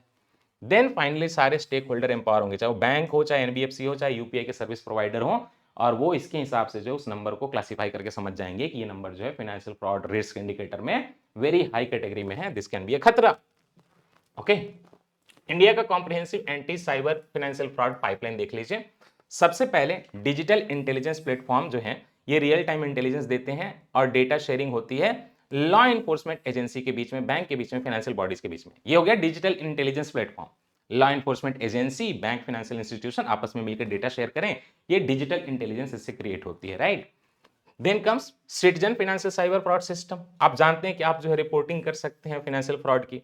2021 में फाइनेंशियल फ्रॉड की रिपोर्टिंग के लिए ये I4C के अंदर हुआ था। इसका क्या है नंबर, किस नंबर पे हम कॉल करते हैं, याद करिए। I4C के अंदर शुरुआत हुई थी, तो वहां से डेटा आएगा। एक आरबीआई का इनिशिएटिव है आर्टिफिशियल इंटेलिजेंस बेस्ड, इसमें क्या है ना, म्यूल हंटर है। ये सारा फाइनेंशियल फ्रॉड जो होता है ऐसे बैंक अकाउंट में जाता है जो म्यूल अकाउंट है, नाम किसी और का है, पैसा किसी और को जा रहा है, खाली अकाउंट है, यूज नहीं हो रहा, बाद में यूज करने के लिए। म्यूल हंटर आरबीआई का एआई टूल है मनी म्यूल को डिटेक्ट करने के लिए, और बैंक जो है इस म्यूल हंटर का यूज करेंगे, ऐसा आरबीआई कहता है। E0 FIR क्या है, किसी का मान लीजिए कि साइबर फ्रॉड हो गया तो जाके फिजिकल एफआईआर करे, बहुत मुश्किल है। ऑटोमेटिकली आपका साइबर फ्रॉड अगर 10 लाख से ऊपर का कंप्लेन है आपका एफआईआर का, तो बाय डिफॉल्ट वो जाके जो है ऑटोमेटिकली कन्वर्ट हो जाएगा cyber fraud complaint 10 lakh into FIR. आप इलेक्ट्रॉनिक एफआईआर करिए, 0 FIR करिए, ऑटोमेटिकली कन्वर्ट हो जाएगा। 10 लाख के ऊपर का है तो हेल्पलाइन पे बस कॉल कर दीजिए। चक्षु आप जानते हैं, एक्चुअली में डिपार्टमेंट ऑफ टेलीकॉम का एक संचार साथी पोर्टल है, उस संचार साथी पोर्टल पे चक्षु है। सिटीजन वहां पे फ्रॉड का कॉल आया हो, एसएमएस आया हो, व्हाट्सएप मैसेज आया हो, ये सारा रिपोर्ट कर सकते हैं। संचार साथी पोर्टल किसका है, डिपार्टमेंट ऑफ टेलीकॉम का। वहां पे क्या बैठा हो, चक्षु, चक्षु मतलब नयन होते हैं, वहां पे सिटीजन रिपोर्टिंग कर सकते हैं किसी तरह के कॉल व्हाट्सएप मैसेज की। देन कम्स, जब हम इंडिया का थोड़ी देर पहले पढ़ रहे थे, सुदर्शन चक्र हम लेकर आ रहे हैं, तो एक खास करके काफी हद तक ड्रोन पे या अनमैन्ड एरियल व्हीकल पे डेडिकेटेड सिस्टम हम ला रहे हैं, उसको बोलते हैं सक्षम। ये काउंटर ड्रोन ग्रेड है, एक सिस्टम कहलाता है CUAS, आप जानते हैं। CUAS का मतलब होता है काउंटर अनमैन्ड एरियल सिस्टम। ये पूरा ग्रिड बनता है, ढेर सारा सिस्टम लगा हुआ, काउंटर अनमैन्ड एरियल सिस्टम, उसका ग्रिड बनता है पूरा। यहां पे अटैक हो गया तो हम जाएंगे, यहां पे अटैक होगा तो हम गिराएंगे, इस तरह से। Counter unmanned aerial system CUAS एक डिफेंस का कॉन्सेप्ट है। उसी CUAS का हम एक टाइप लेकर आ रहे हैं जिसको बोल रहे हैं सक्षम counter drone grade. CUAS grade की तरह ये काम करेगा। इंडियन आर्मी ने इसके लिए प्रोक्योरमेंट करनी शुरू कर दी है। पूरा इंडिजिनसली डेवलप्ड है सिस्टम, सक्षम सिस्टम। भारत इलेक्ट्रॉनिक्स लिमिटेड जो कि एक नवरत्न PSU है मिनिस्ट्री ऑफ डिफेंस के अंदर, वो इसको डेवलप कर रहा है। सक्षम, इसका फुल फॉर्म भी है situational awareness for kinetic soft and hard kill assets. ये क्या है, काइनेटिक क्योंकि ड्रोन वगैरह आ रहे हैं, अनमैन्ड एरियल व्हीकल आ रहे हैं। सॉफ्ट एंड हार्ड किल क्या होता है, देखिए सॉफ्ट किल में आप क्या करते हैं कि जैसे इलेक्ट्रॉनिक जैमिंग कर दिया आपने उस सिस्टम का, उसको जो डाइवर्ट कर दिया आपने, उसको गिरा दिया, ये होता सॉफ्ट। और एक होता हार्ड किल, मतलब जाके उसको ब्लास्ट कर दिया लेजर वगैरह के थ्रू, बारूद के थ्रू। तो सॉफ्ट हार्ड किल, ये अगर यूपीसी पूछता है इसमें सॉफ्ट किल हार्ड किल दोनों है सक्षम में, तो यस। इसकी कैपेबिलिटीज क्या है, high and command control system है इसका, एक modular high and command and control system है। और ये पूरा का पूरा सिस्टम होगा आर्मी के साथ कोलैबोरेट करेगा, तो ये आर्मी का डेटा नेटवर्क जो है ना एनक्रिप्टेड उस पे बेस्ड है। डिटेक्ट करेगा, आइडेंटिफाई करेगा, ट्रैक करेगा और न्यूट्रलाइज कर देगा होस्ट ड्रोन, ये होस्टाइल ड्रोन्स को रियल टाइम में। काइनेटिक इसीलिए मैंने शुरुआत में लिखी है, या अनमैन्ड एरियल सिस्टम या ड्रोन, सबको ये न्यूट्रलाइज कर देगा, हार्ड किल हो चाहे सॉफ्ट किल हो। दैट मीन्स कहीं ना कहीं हम एक टैक्टिकल बैटलफील्ड स्पेस में अपना जो है सिक्योरिटी ले रहे हैं। अब ये टैक्टिकल बैटलफील्ड स्पेस क्या, टीबीएस क्या है?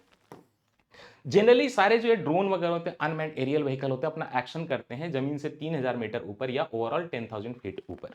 अगर हम इस एरिया को सिक्योर कर लें हवा में, तो हम बहुत हद तक प्रोटेक्टेड हैं। इसीलिए जमीन से 3000 मीटर या 10,000 फीट ऊपर के हमने जो एयर स्पेस है उसका नाम दिया टैक्टिकल बैटलफील्ड स्पेस। ये बहुत इंपॉर्टेंट है। तो tactical battlefield space TBS is nothing but जहां पे स्मॉल ड्रोन, लॉइटरिंग म्यूनिशन जो जाके किसी को विध्वंस कर देते हैं, loitering munition, surveillance, unmanned aerial vehicles, वो सारे जो ऑपरेट करते हैं ग्राउंड लेवल के ऊपर, इसको हम लोग टैक्टिकल बैटलफील्ड स्पेस बोलते हैं। तो कहीं ना कहीं सक्षम से टैक्टिकल बैटलफील्ड स्पेस जो हमारा प्रोटेक्ट हो रहा है, सुदर्शन चक्र से भी प्रोटेक्ट होगा।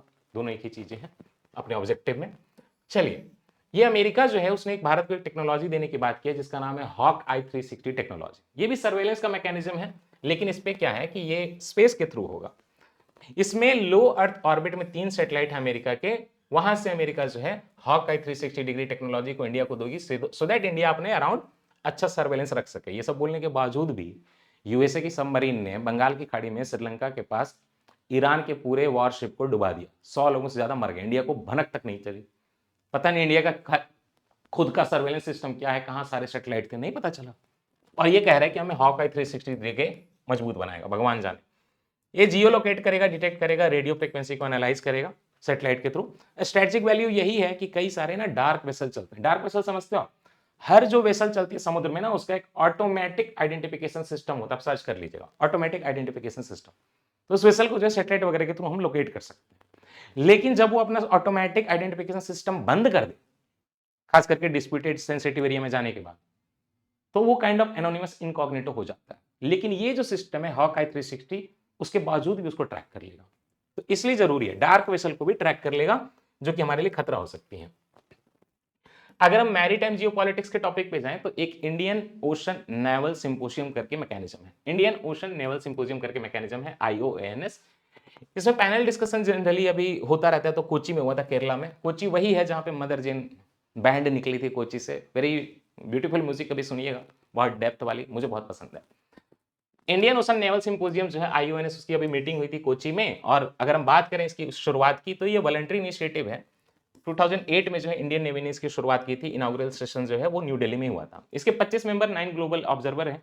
इसमें ना एलिजिबिलिटी है। एलिजिबिलिटी ये है कि अगर आपको इंडियन ओशन नेवल सिंपोजियम में पार्टिसिपेट करना है, तो 2 कंडीशन है। पहला तो ये होना चाहिए कि आप एक लिटोरल स्टेट होनी चाहिए जिनका कहीं ना कहीं बॉर्डर जो है इंडियन ओशन के साथ शेयर्ड है। दूसरा ये कि आपकी एक नेवी होनी चाहिए। अगर आप बिना नेवी वाली कंट्री हैं, तो हमने पहले ही बोला नेवल सिंपोजियम में आपको आना अलाउड नहीं है। अगर आपका यहाँ पे कोई लिटोरल एरिया शेयर्ड नहीं है इंडियन ओशन के साथ, तो आप इंडियन ओशन का है ही नहीं। तो ऐसे स्टेट जिनका परमानेंट टेरिटोरियल बॉर्डर है इंडियन ओशन के साथ और एक नेवी मेंटेन करते हैं, war time agency, maritime agency maintain करते हैं, तो आप इसमें आ सकते हैं। इससे मैरीटाइम कॉपरेशन होगा। मैरीटाइम कॉपरेशन होगा तो बढ़िया मैरिज होगी। मरीन की बात हो रही है, सारे इंडियन ओशन रीजन के जो लिटोरल स्टेट है उनके बीच में। अब चेयर जो है इसका हर 2 साल पे रोटेट होता है। इंडिया जो है 2025-27 में इसकी चेयरमैनशिप लेगा। नेक्स्ट, अब हम थोड़ा बात कर लेते हैं कुछ और strategic, digest, defence infrastructure and security operation. ये आई सबसे पहले बात करेंगे कि ये जो लद्दाख है वहां पे है चांगथंग प्लेटो, आप जानते होंगे, राइट? अगर आप नहीं जानते, IS कॉरिडोर का मैपिंग मैं ओपन कर दिया है, आप एडमिशन लीजिए जल्दी से, क्योंकि 20 नंबर तो आपके यहीं से आ जाएंगे। 20 मार्क्स आ जाएंगे भाई। कितना आप पढ़ोगे करंट अफेयर, सबसे ज्यादा यहीं से मार्क्स आने वाले। तो आप अगर जाओगे IS कॉरिडोर की मैपिंग में, जम्मू कश्मीर पढ़ोगे, तो जम्मू एंड कश्मीर की मैपिंग में मैं आपको दिखाऊंगा यहाँ पे चांगथंग प्लेटो। इस चांगथंग प्लेटो के लास्ट में पैंगोंग सो भी है, चांगथंग है। तो ये जो आप चांगथंग देख रहे हैं, चांगथंग देख रहे हैं, जहां पे रिवर भी ऊपर है, चांगचेनमो, जो कि अक्साई चीन से आती है। ये चांगथंग प्लेटो में ही बात हो रही है एक मिगला पास की। खासियत क्या है?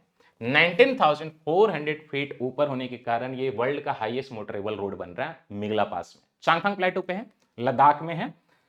और ये लिकारू से मिगला बीच में आएगा और लास्ट में फुकचे जो है कनेक्ट हो जाएगा। लिकारू से फुकचे जाना है, मिगला पास के थ्रू जाएंगे, उसके कनेक्शन की बात हो रही, तो डायरेक्ट लिंक बन जाएगा। क्यों?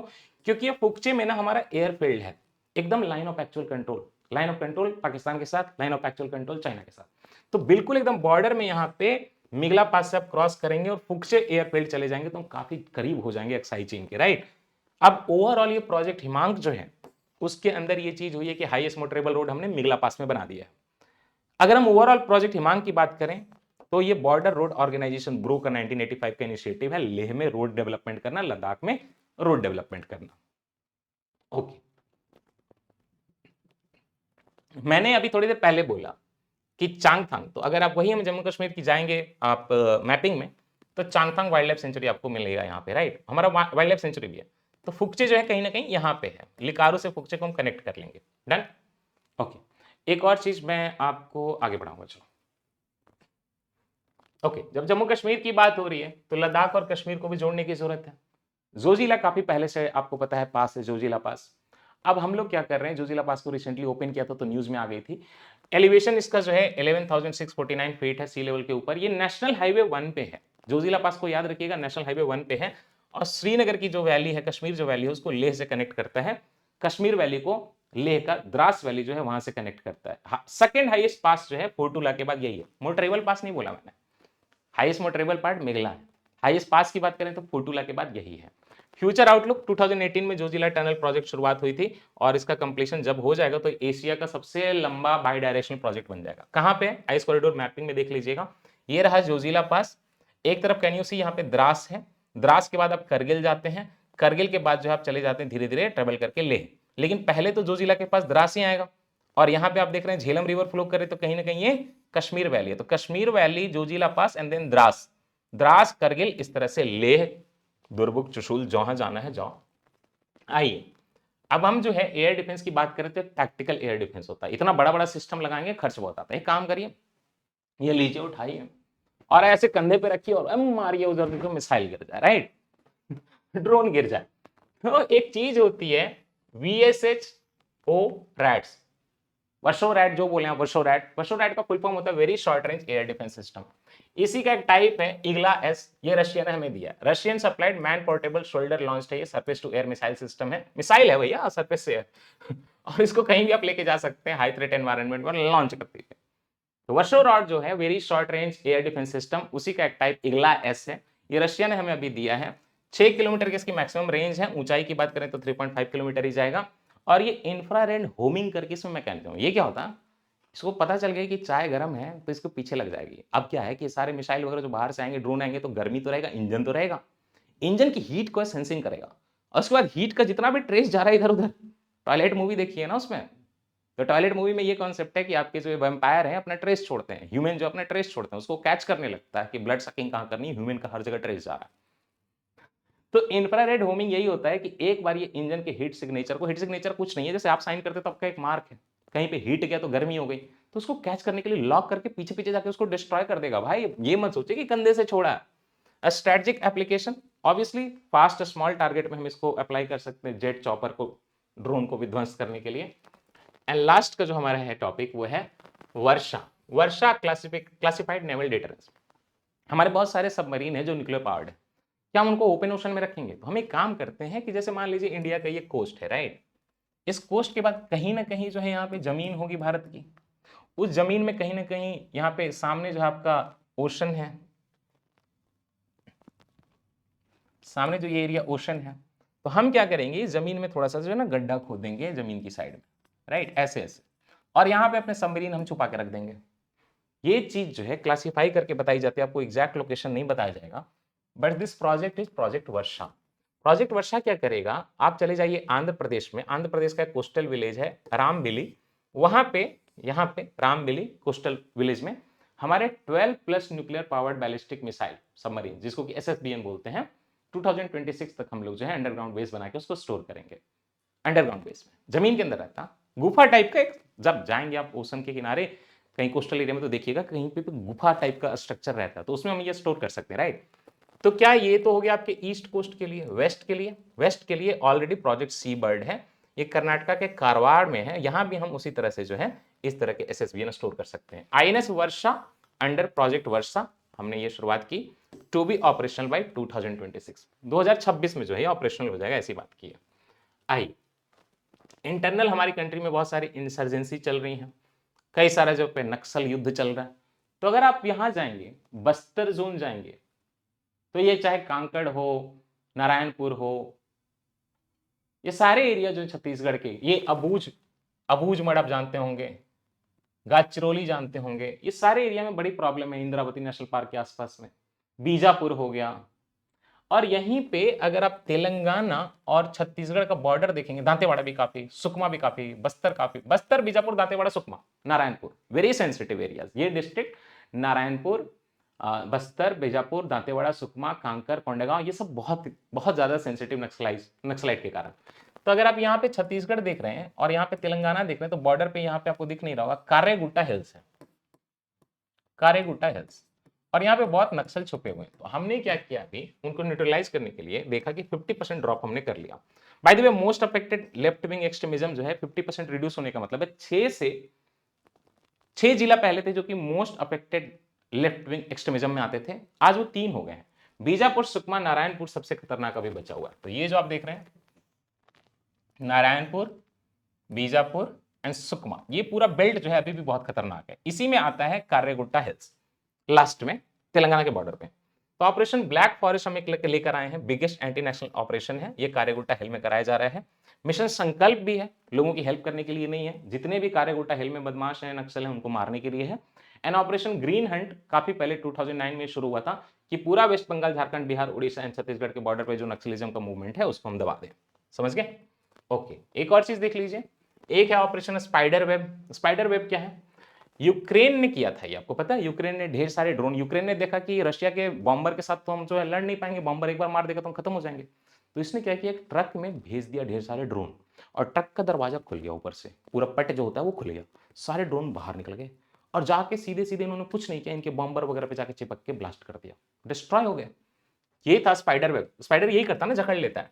यूक्रेन का जो एक एसबीयू है, सिक्योरिटी सर्विस, उसने ये किया था ऑपरेशन स्पाइडर वेब, और ड्रोन स्ट्राइक कर दिया भाई। चीप फर्स्ट पर्सन व्यू, एकदम नॉर्मल जो है, विदाउट मॉडिफिकेशन ड्रोन लेकर आया वो, और उसके स्ट्रेटेजिक बॉम्बर एयरक्राफ्ट जो कि काफी कीमती होते हैं उस पर जाके गिरा दिया। रशिया के 4 एयर बेसिस पे इन्होंने अटैक किया, खास करके बेलाया एयर बेसिस में काफी इंपॉर्टेंट है। अगर आप साइबेरिया जाएंगे तो साइबेरिया का एक इरकुत्स्क करके रीजन है, इरकुत्स्क, उसमें पड़ता है बेलाया एयरबेस, उस पर अटैक जो था सबसे ज्यादा था। ठीक है, एक और देख लीजिए कि हम लोग ट्रांस नेशनल साइबर क्राइम को रोकने के लिए एक ऑपरेशन लाते हैं, ऑपरेशन का नाम है हैची 6। हुए नहीं है, हाइची नहीं है, हाइची डॉग नहीं है, हैची 6। सीबीआई ने अरेस्ट किया 8 की ऑपरेटिव को जो कि ट्रांसनेशनल साइबर क्राइम में इन्वॉल्व थे। इंटरेस्टिंगली इनकी हेल्प जो है, सारा फाइनेंस जो है रिपब्लिक ऑफ कोरिया के थ्रू आ रहा था। Interpol's operation Haechi 6, the 6th iteration of a global series. ये ग्लोबल सीरीज चल रहा है हैची, उसका जो 6ठा सीरीज आया, तो उसमें भारत ने, यहां पे हमारी कंट्री में सीबीआई ने कई लोगों को गिरफ्तार किया जिनकी जो है पूरी स्पॉन्सरिंग कोरिया कर रहा था, स्पेसिफिकली कॉम्बैट ट्रांसलेशनल साइबर। तो आप समझ रहे हैं, ये पूरा का पूरा हैची जो है ग्लोबल ऑपरेशन है, उसका 6ठा सीरीज चल रहा है। ये किसके थ्रू है बाय द वे? इंटरपोल के थ्रू है। इस 6ठे सीरीज में इंडिया ने कुछ लोगों को गिरफ्तार किया। इस तरह का बार बार सीरीज चलता रहता है, right. And with this we have ended IR का दिस लेक्चर। सिक्योरिटी टॉपिक खत्म हो गया। नाउ इंटरेस्टिंगली सिक्योरिटी टॉपिक खाली खत्म नहीं हुआ, आपको पूरा आईआर खत्म हो गया। क्यों? क्योंकि अब places in use military exercises और जो आपके रिपोर्ट हैं उनका मैं छोटा छोटा अलग से 3 वीडियो रिकॉर्ड करके इसी प्लेलिस्ट में ऐड कर दूंगा। But main area is complete, आपका हो जाएगा ऐड, आपको शॉर्ट नोट टेलीग्राम पे मिल जाएंगे आईएएस कॉरिडोर पे। और जो मैंने कोर्सेज बोले हैं बिल्कुल ज्वाइन कर लीजिएगा, क्योंकि इनसे बढ़िया कोर्स आपको कोई मिलने वाला नहीं, इससे ज्यादा मार्क्स आपको कहीं मिलने वाले नहीं जो आप मोक्षा से अचीव करेंगे। तो वो मैंडेटरी, आप उसको ज्वाइन करिए ऐप पे जाके। बाकी आपको मूर्ख बनाते रहेंगे, जो कंटेंट आप यहाँ पढ़ेंगे कोई नहीं पढ़ा रहा इतनी डिटेलिंग में, कोई नहीं इस तरह की चीजें करा रहा, और उसी से आप क्वालिफाई करेंगे, ये पक्का वाला। बाकी जगह आपका रिस्क रहेगा, होगा कि नहीं होगा। This place you will qualify only if you follow, that's it. Thank you so much for attending, have a good time.